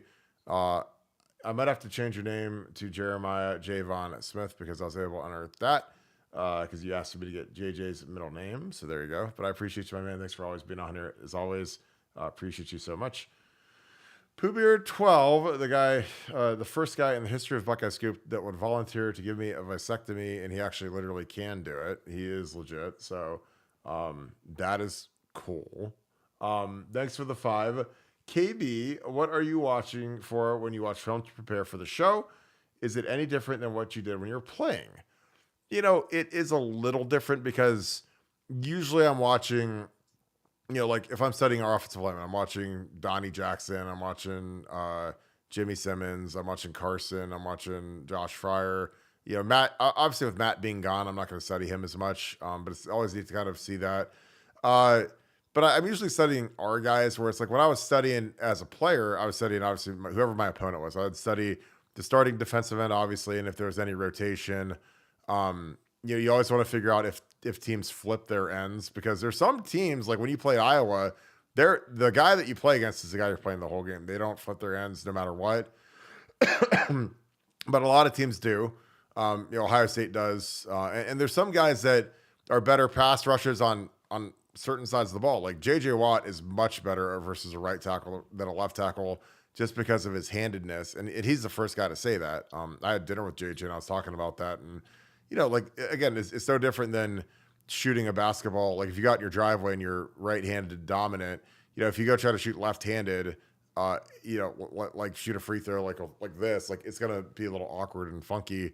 And same with pass rush moves, same with pass protection, footwork. You got to work at it a lot. But I just like to see, what were guys thinking, what were guys doing, what were we doing schematically. See, I'm more of a trenches guy. Like I love to study the outside stuff, the perimeter stuff. Like I watched that play where Kyle McCord threw that pick early in the game to Marvin. And I just couldn't believe that he threw that based on where Will Johnson was lined up pre-snap. And again, I'm a lineman. I'm not a quarterback, but I know enough about, coverage and leverage that there's some throws you should throw it to the stands so that you don't throw a pick. And that was like an insta pick. But I just like to study and I like to watch recruits. I like to watch footwork. A lot of the recruits, all they have is the highlight tapes that you can find, but that's good. I mean, it's better than nothing. And you just got to see how guys move around and the level of competition and that type of thing. So, a lot of it's just mechanical stuff just to see why plays fail, what went wrong. Actually, one of you guys asked me for the Ryan Hamby play from 05, that Texas game. I actually have that. So we'll go through that probably one of these days soon. Because it's interesting. The umpire kind of gets in his field of view when he bobbles it and it goes flying up in the air. And obviously we didn't catch it. We didn't score, but it cost us the game, basically. So we score that, the game's over. I'm not blaming Ryan, but it's just a fact. If you don't, you got to catch that. But it was a little sketchier than I think people realize if you look at the film. But yeah, I love watching film. Like I watch film all night. It's just kind of something that I do to be prepared for the show. Pre-3 PR. I don't know if that's perk. PR, is that supposed to be an E or a 3? PR3 CT. Thank you for the 10. Is Terrell Pryor banned from the program? And if so, will the new regime welcome him back home? I don't know. I haven't seen Terrell in years. I mean, obviously the last time he was here was when the Browns had a scrimmage in the stadium under Mike Pettin. But I haven't seen Terrell. And honestly, here's the thing. I know people make a big deal about, does this guy go to the Woody Hayes or whatever, but most former players don't go back to the Woody Hayes very often. So Terrell not being there all the time isn't some Terrell thing. I just think that it's part of maturing and growing up because you don't want to be like Al Bundy hanging out with the Woody Hayes when you're 40 years old because you look like a douchebag. And frankly, me and a bunch of guys used to make fun of the guys that would just be hanging out there all day because I don't think it's a good look. But again, that's me. And that's a lot of guys because a lot of guys don't ever go back. Nevada, do you think Terrell Pryor is banned? And if so, will the new regime welcome him back home? I don't think he's banned, but maybe he is. Maybe I missed it. Well, I know he was. I think there was some sort of there was some period of time where he was, but I just think that is what there were two big injustices in my view. One was Randy Gradishar not being in the Pro Football Hall of Fame, and two was Ohio State's treatment of Terrell Pryor. Terrell Pryor is he's a lot more close to being a hero than he is than a villain in this thing, because if you bring yourself back to that time when I have never seen such a media feeding frenzy as there was during that period of time, when every single day it seemed like you'd get on there and there'd be another story breaking on, whether it be the Dispatch or Sports Illustrated or whatever, just some sort of crazy thing about Ohio State. I mean, it was unlike anything I've ever experienced before. And the star of the show was Terrell Pryor. And if Terrell Pryor had decided to throw the program under the bus, to really go scorched earth on him like Maurice Clarett did, then I'm not sure where we'd be. That could have, as bad as it was, it could have been worse. And Terrell Pryor instead, you know what he said? He said nothing. He said, that's it. He'll take his punishment. He took his punishment like a man, never said anything, never said a bad word about the program, did his thing. So for me, man, he's got mad respect for me. And I think he should be back. I think he should be. If we can bring back Maurice Clarett and have him talking to the team and, oh, Maurice, Maurice Clarett literally tried to burn the program down. He literally tried to burn the program down with both barrels, saying stuff that was not true, saying stuff that, half truths, no truths, kind of truths, quarter truths, whatever. And I realize that, there's a lot of things going on in his life, and I realize he's a rehabilitation story, and that's all great. But man, Pryor should be back because Ohio State. He deserves better, man. I'm just telling you, he deserves better. I like Terrell. I've always liked Terrell, and if there is anything on that should be immediately pulled because Pryor deserves to. He was a great player and fun to watch, and I feel really robbed that we didn't get to see him his senior year, but. Different times, but no, Pryor should definitely be back in the races, and I feel really strongly about that. Well, and Terrell beat an SEC school, Sugar Bowl, beat Oregon. I mean, he was a one-man band. I'm telling you. I coached him in 2010, and I'm like, thank God we have that guy, because the next year we lost him. And we lost 7 games, And again, if we would have had him, we probably would have competed for a national championship because he was that good. I mean, he was a freak of nature athlete, just a different cat, And again, people say what they want about him, but that dude, when he got between them white lines, was one of the biggest gamers I've ever seen at Ohio State because he wasn't scared. His pulse never went above 30, and he was dominant. Gunnar Patriol, thank you for the 5. Appreciate you, brother. If you have a question, toss that in the chat. Chris S, thank you for the 20. Why do college and NFL teams leave road games immediately, even if it's a night game? Why not stay in the hotel one more night? Is it a money thing? This is a great question. I just think that there's no. It's kind of like one of those things where you just have to eat. You just have to eat it. I mean, it sucks traveling after the game. Trust me, but. Honestly, it would suck worse if we had to stay. Like if they said, okay, we play Wisconsin 8:00 at night, we get done at midnight, 1:30. Like to go get an entire travel party of 150 people, 160, 170, whatever it is. Because you got to remember, there's 75 players, there's 30 or 40 coaches, there's extra staff. You got to buy another round of meals when you get back to the hotel. You got to buy breakfast.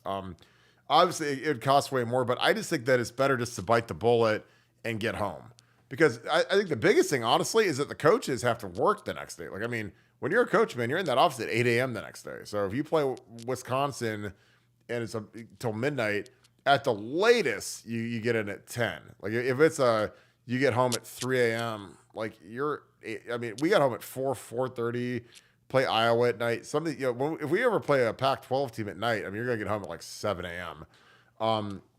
The coach has got to work the next day. You're on to that next opponent the next day. You got to grade the film, go through it as a staff, and then you're on to the next opponent.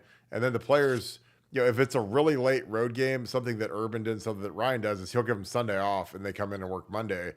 I would rather work Sunday and have Monday off because Sunday, if you come in, you're going to have a little BS practice. You're going to get a lift in. And then Monday, it's better to have, because then you have a whole day off. Whereas if you have Monday as your work day, you're going to practice. So again, I'd rather have Sunday as the work day and Monday completely off. But I just think that it's more of a, obviously it's a lot cheaper to fly back, but it sucks no matter when you fly back. But I think it's just easier just to knock it out. Because no matter what, it's going to suck. But the biggest thing is I think the coaches, they got to get back in that building to work, Yeah, but that is a great question. Nevada, you've ran teams. You've been an owner of big time teams. Am I aligned with that? Because again, you were hockey, baseball. I'm football.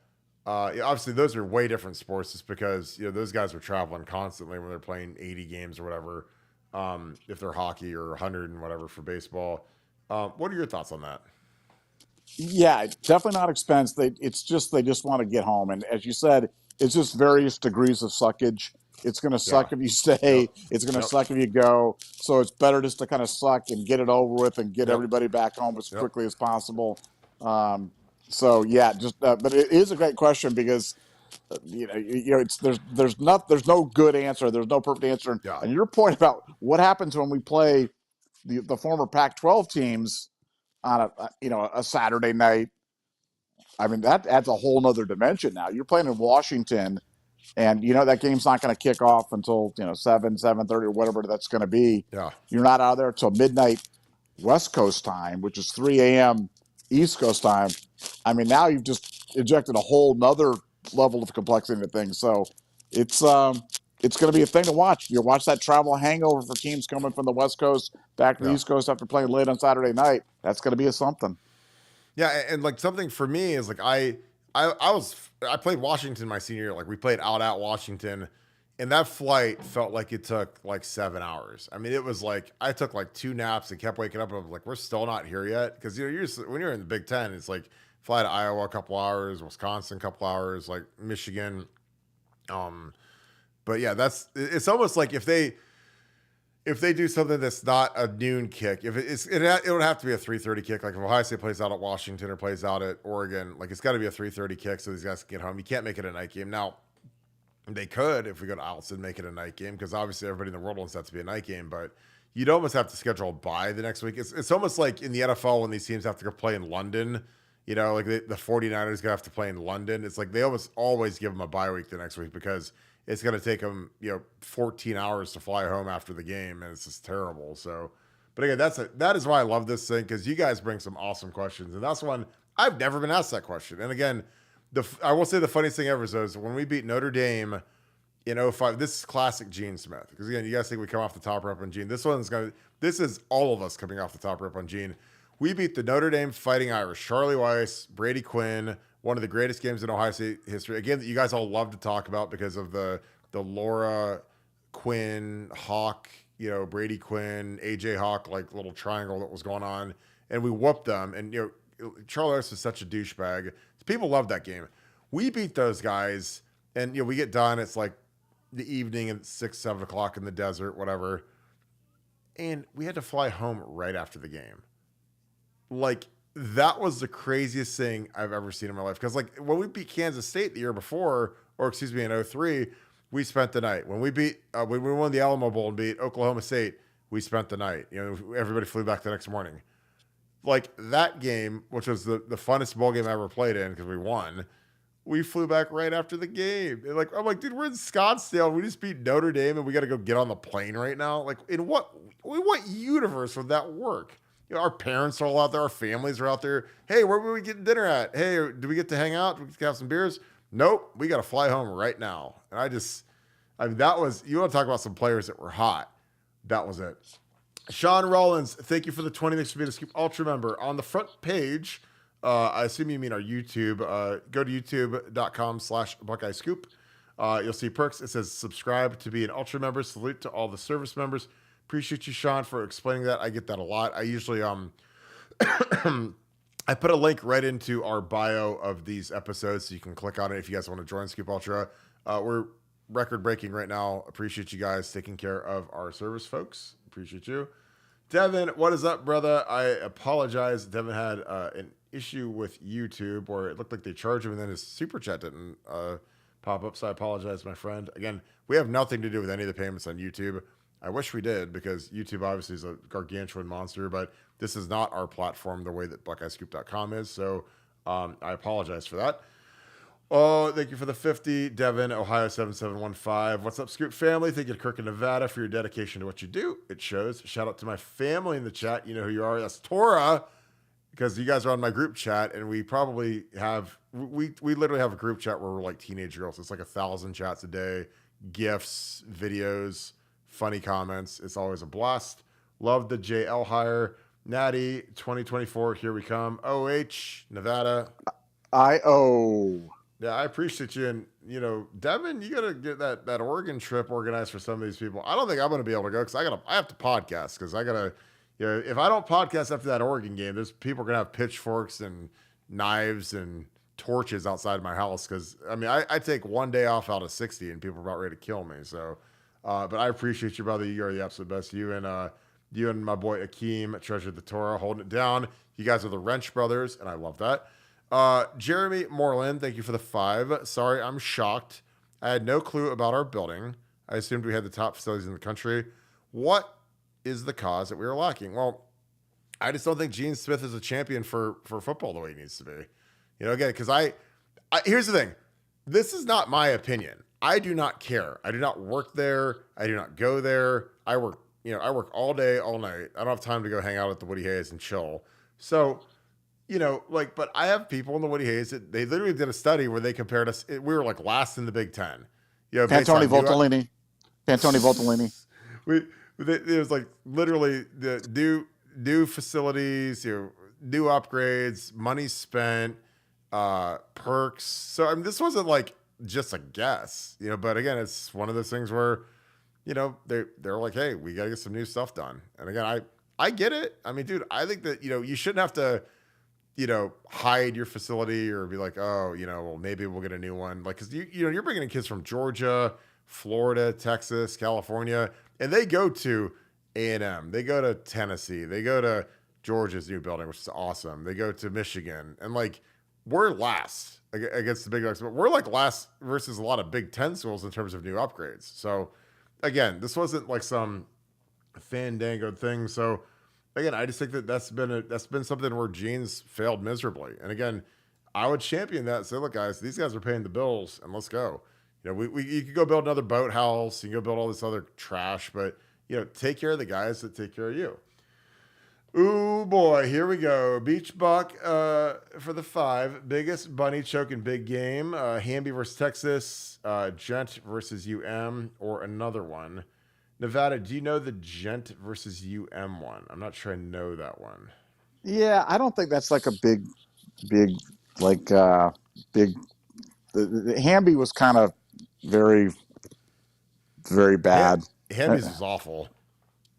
Philly Brown, as much as I love Philly, they love me as a Philly Brown, but I can't get over that Clemson game too, because that game we couldn't stop them. They were averaging like 11 yards a play or whatever it was, and we still managed to get up on top of them, get up by 7, getting the ball back, and I'm all like, yeah, let's go. They're going down, and then he fumbles that punt. So that was unfortunate. But Hamby was kind of like the Jackie Smith. Remember Jackie Smith, the tight end for the Cowboys that dropped that one in the end zone, the famous drop.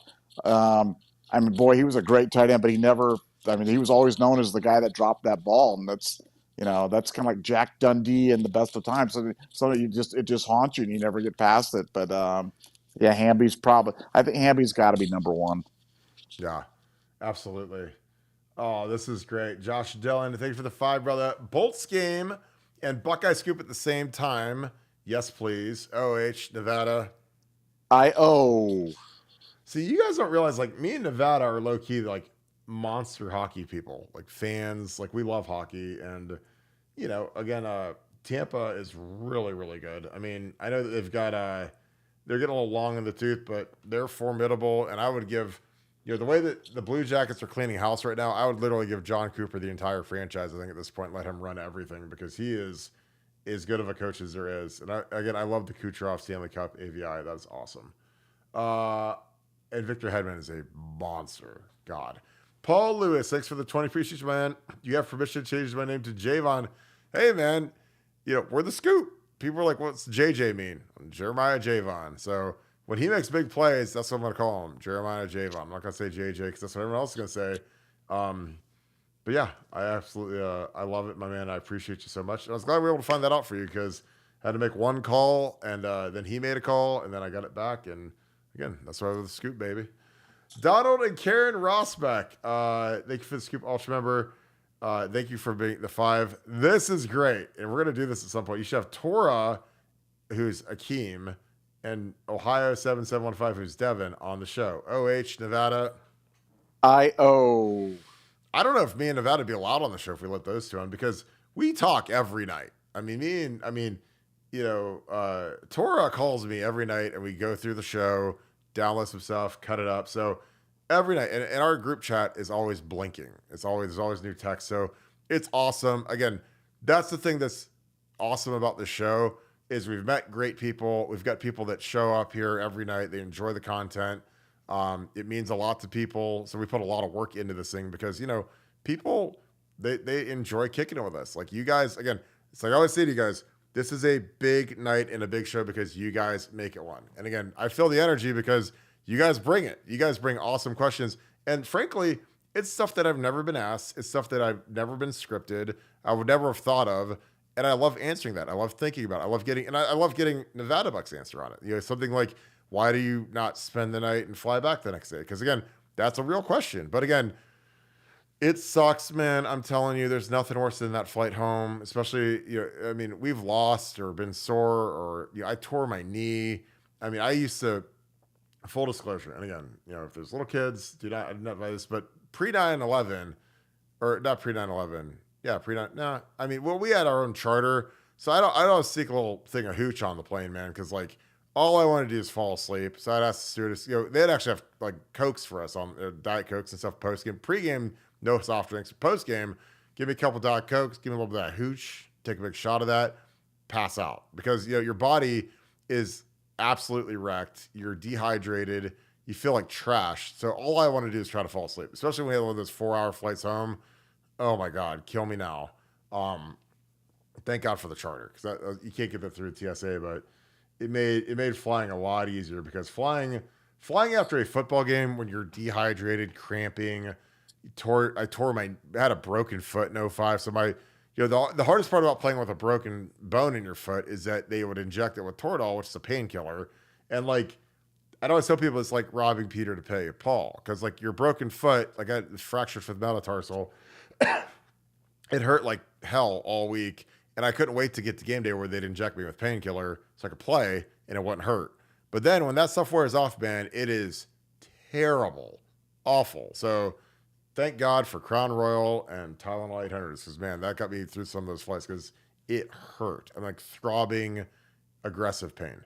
Alex Martin, thank you for the 10. Kirk Alford almost quit this year. Knowles has issues with Johnson. Travion improved because of Travion. And the front 4 and D was very lazy. That is a take. What do you think about the new running back and D-line coaches? What do you think about new running back and D-line coaches? Nevada, I'll let you take this one because I've been talking a lot. Your thoughts on Tony Alford almost quitting, Knowles having issues with Johnson, Trey, the whole thing. Your thoughts? Well, look, we can question about. You're always going to have some conflict between players and coaches and coaches. There's never going. These things generally work themselves out. These are all big boys, and they kind of handle this stuff out there. But with Alford, he somehow convinced Travion to return, or whether Travion convinced himself or whatever it was, and he got Quinshon Judkins in the portal, and he's got James Peoples coming in. So Tony somehow has kind of righted the ship because it doesn't seem like there's a lot of turmoil going on in that room right now because you've got conceivably the first team All-American running back and the second team All-American running back all in the same room. So that's, with Alford's situation, seems like it's resolved itself pretty well, and we're on a good trajectory there. As far as Larry Johnson and Knowles, I hear that stuff, and I'm sure there's some frustration about how he wants the defensive ends to pursue and gap integrity and cage rushing and the things like that. But the bottom line, he just signed an extension. He just signed Edric Houston. He just returned 3 of the 4 guys on the defensive line, all returned for their senior seasons. So, I think stuff like that is overblown. I think, in the internet age and the age of social media, somebody can put something out, it gets repeated over and over again, and people just take it as gospel. And there's so many. We don't have enough time on the show to go over the number of examples of stupid things that have been said on the internet that just had absolutely no truth, but they get repeated often and often, and they become gospel. So I think the staff's in pretty good alignment, at a really good place, and I know it's a pretty happy group right now. So whatever it took us to get here, we're there, and I'm just looking forward on that. And I think a lot of that stuff is kind of overblown. Well, I think, Tony obviously took a lot of heat when he lost Mark Fletcher last second to the Canes. They came with a big NIL deal. Not much you can do there when our NIL is just kind of putting along. Knowles having issues with Johnson, I mean, you got to understand, like, you're dealing with grown men. You've got 5 guys on defense, 5 guys on offense. Like, it's not all kumbaya and, let's go toast marshmallows and make s'mores. Like, there's some headbutting that goes on, especially when guys feel strongly about stuff. And I think that, Larry, again, like, if you want to be a great recruiter like Larry Johnson is, and you want to get some of these guys, like, defensive ends want to rush the quarterback. They want to get after him, and they want to put up sacks, and they want to go to the league. They want to be All-Americans. And as the season went on, there was less cage rushing, and they turned these guys loose. They turned JT and Jack loose because those are talented pass rushers, and they did a lot of cage rushing. And again, cage rushing is great for team defense because, again, I tell you guys, the only thing I care about is team defense. Points allowed, that's it. Like, I don't care about sacks. I don't care about picks. If you keep them off the scoreboard, I'm happy. I don't care if you get a sack all year long. If they don't score, we win. So, everyone's obsessed with, we didn't have 50 sacks. We didn't have however many picks. But it's like, well, what did the rest of the defense look like? If you're, again, this is a different era. In the era of the athletic quarterback, guys can't just go hog wild and do spin moves and lose their gaps and lose contain, or you're going to lose. I mean, I watch it in the NFL every week. I see these guys, because, again, in the league, defensive ends are paid based on how many sacks they get. Nobody cares if they can stop the run. If you get 15 sacks, you're going to go to the Pro Bowl. You're going to get a big deal. Some idiot's going to pay you, but they don't even care about the rest of your game. So those guys are undisciplined, and these quarterbacks just run wild on them because they lose their lanes. So, they're very conservative with how we pass rush. And again, so people say, Jack and JT suck. Jack are trash. And then all of a sudden, at the end of the year, when they say, hey, we're going to loosen it up a little bit and stop cage rushing as much, Jack has 3 sacks in the game versus Missouri, and JT gets loose versus Penn State. Like, it wasn't some accident that all of a sudden these guys started getting loose. So I think that this year, I think that the pass rush is going to be a lot more varied, just because they saw what these guys could do when they turned them loose, and I think that's the big reason why they stayed, because those guys want Buckeye trees. Those guys want to be first-round picks. Like, you can't be a first-round pick if you have 3 sacks against college tackles. Like, JT, as good as he is, like, he's got to get 7, 8, 9 sacks. Jack the same way, and that's the goal. They want to affect the quarterback. Tyleek's back, but again, like, I just think, like, I don't think that the front 4 was lazy. I mean, those guys are second-round picks if they go to the league. I think that they played really hard.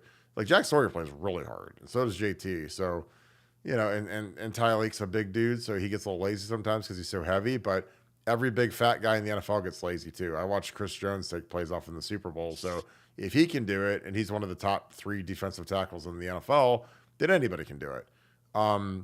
But I think, eventually, you got to find a replacement for Larry because he's not getting any younger. But to your extension, that's all I need to know for recruiting, man. And I'm telling you, he's making $1 million a year to coach the D-line. Like, that's great money. I mean, he probably didn't make $1 million in the first 30 years of coaching when he was coaching in high school back, 20 years ago, 30 years ago. So I think LJ is rejuvenated, and I'm excited that he got an extension. Treasure the Torah, my man, Akeem. You got the wrench, you got the Scoop Ultra, you got my phone number, and you got the group text. The Hammer Brothers, you and Devin are awesome, throwing wrenches at people that harass our members. So thank you for keeping that chat nice and clean. Kirk, what's going on? Family, stay golden, stay strapped up. Respect to my brother, Nevadabuck. Much love and respect to Buckeye Scoop Chat saying Liddy. Also, I do think you... So let's have Devin on the show and let him give his testimony. People would love it. Devin is a very devout person. He's a great person. He is a very successful businessman now. And again, and Tora, ultra successful dude as well. Really good people on Buckeye Scoop, folks. That's why you guys got to pay attention to who's in here, because you never know who's behind these screen names. But there's some really, really good people that do really, really well in life. And again, I've learned a lot about these guys, and we have a very, very funny group chat going at all times. I actually have my iPad screen up right now so I can see what these guys are saying to me.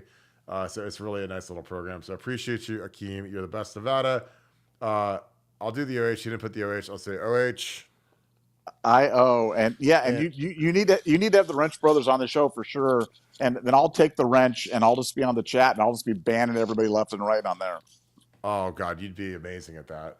The Hammer Brothers. No, these guys are amazing. I appreciate you guys. I'll catch up with you after the show. David Pinteric, brother, appreciate you, my man. Thank you for the 20. David hosts the Epic Scoop golf outing up in Youngstown every year at Youngstown Country Club. That is always fantastic.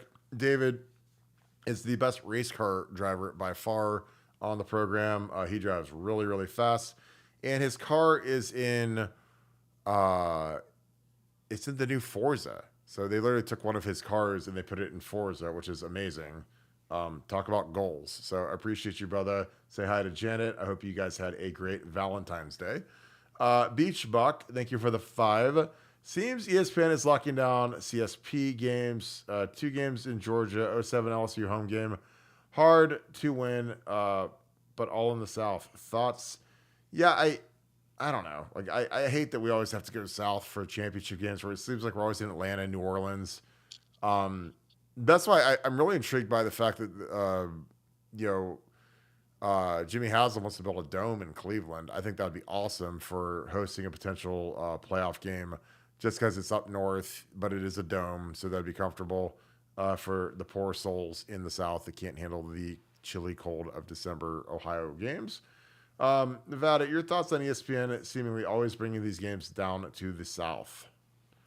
Yeah, I mean, look, it's just the nature of. I mean, it's nature of the championship sites of the bowl. I mean, like the bowl sites have always been traditionally, California, Arizona, Texas, New Orleans, Atlanta. Everything's south of the Mason-Dixon line, and it just makes sense because the bowls and the were set up originally as vacations for the snowbirds and chances for for tourist bureaus to nothing did more to move Midwest people to California than the Rose Bowl and watching that weather on January 1st when you're watching Archie run out there and 70-degree weather and you're back and it's 15 degrees and a foot of snow at home. You're like, I want to get out there. So I just think it's the nature of the beast, and as you have more and better facilities built up north, maybe that'll change a little bit. That would be fun for sure.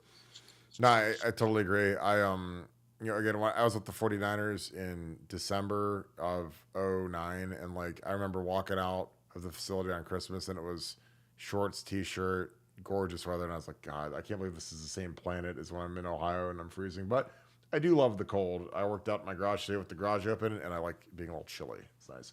Alex Martin, thank you for the 5. Regarding Alfred and Johnson, fair Kirk, Nevada, I was seeing the streamlining of our team and got greedy. No, you didn't. I mean, again, it's always good to speculate on who could be next or how to continuously improve the team. You guys rock. We love Scoop and Kirk. Appreciate you, brother. Thank you so much. But no, I love. See, here's the thing. I love questions like that. I love stuff that's thought provoking because if me and Nevada are thinking about it, then everyone in the chat is thinking about it. People on the podcast are thinking about it. And again, it's always fair to evaluate everybody in the building. You start with Ryan Day all the way down to the coordinators, the position coaches, the players, Mickey Marotti, like whoever is in there, the AD. I think it's fair. So again, I love a question like that. I appreciate you asking a question like that because, again, it's great. It's very topical, and we spent a hot minute, and it was a really good discussion. So thank you for that. Bullet Train, thanks for being an Ultra member again, and thank you for another a super chat. Appreciate you. Thank you for the 10. Just for going this late for the team. OH Nevada. I-O.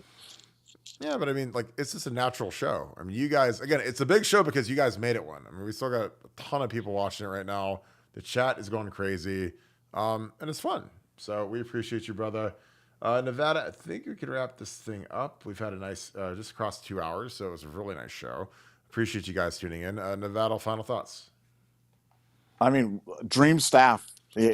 Go back in the Wayback Machine to the night of the Cotton Bowl. The game ends, and we're all sitting there going, where in the heck do we go from here? Like, what the heck happens? And take inventory of all the good things that have happened since then. And now the Laurinaitis hire, to me, is the cherry on the top of a absolutely perfectly executed offseason. And for me, that is a high standard. But Ryan Day pulled it off. All the credit in the world to him. And like I said, I'm going to be smiling all night because I'm so excited. So great day to be a Buckeye. Well, and the funny thing is, like, I'll close out with this, is like, the coverage of the Cotton Bowl after the Cotton Bowl, like, I've never been more embarrassed for, like, again, we are not the media. We are not the beat. But, like, it was impossibly bad and impossibly stupid and embarrassing. And I was like, in any level of football, if the Kansas City Chiefs lose Mahomes, the backup, and they're down to number 3 guy, they ain't winning the Super Bowl. If it happens to the 49ers the same way, any team in football, if you're down to the third quarterback, you're done. Again, people say, oh, well, 2014, we did it with Cardell. Yeah, but Cardell been in the program for 4 years. He was 22 years old. He wasn't like some, pimply faced 18-year-old like Lincoln Keenholz was. So, again, people were like crushing Ryan Day, coming off the top rope. And people still talk about that Ramsey article that 11 Warriors wrote. And I was just like, it was shocking. And again, that's why, even kill, chill, big offseason. And plus, we knew that these guys were coming back. So that's a nice little buoy. And then you get the rest of it. And hey, look where we're standing. Again, that's why we didn't go off the top rope, because I was like, I think we got a big tidal wave of good news coming. And we did. And obviously, it just kept butterflying into better and better stuff. And again, I'm proud of the position we took, because some of the stuff was embarrassing. That being said, appreciate you guys, as always, kicking it with us. Again, another great episode, another great night. Thank you for being a part of BuckeyeScoop.com. Thank you for being a part of our YouTube channel. If you guys enjoy this content, please click subscribe. Again, it's so huge. Keep spreading the good word. If you enjoy the content, click like. We're at 570 likes. So if you guys want to leave a like on the way out the door, that'd be huge. Additionally, if you guys enjoy this live content, make sure you click the alert button so you get a little alert every time we go live. Again, it's huge. Appreciate you guys so much. Again, shout out where you guys are watching from. Shout out to my Southern Ohio boys. You guys are in here deep, as always. Youngstown's in here. Canton, Massillon, Columbus, California, Georgia, Florida, New York. Shout out New York Buck, my boy Glenn. California, Hawaii, and all over the world. I see you guys all over the world. So shout out where you're watching from. It's always cool to see how global this show is becoming. Make sure you guys, if you guys see a service member or a police officer, say thank you for your service. Again, we're very pro police, very pro military on here, and we appreciate you guys paying it forward. We are signing up a ton of members, and it's been awesome to get to know them. So we appreciate all of your support of that. Thank you guys so much, as always. Again, I hope you guys have a great night. Thank you so much, Buckeye Nation, and thank you, Scoop family. I'm going to talk to you guys tomorrow. Go Bucks.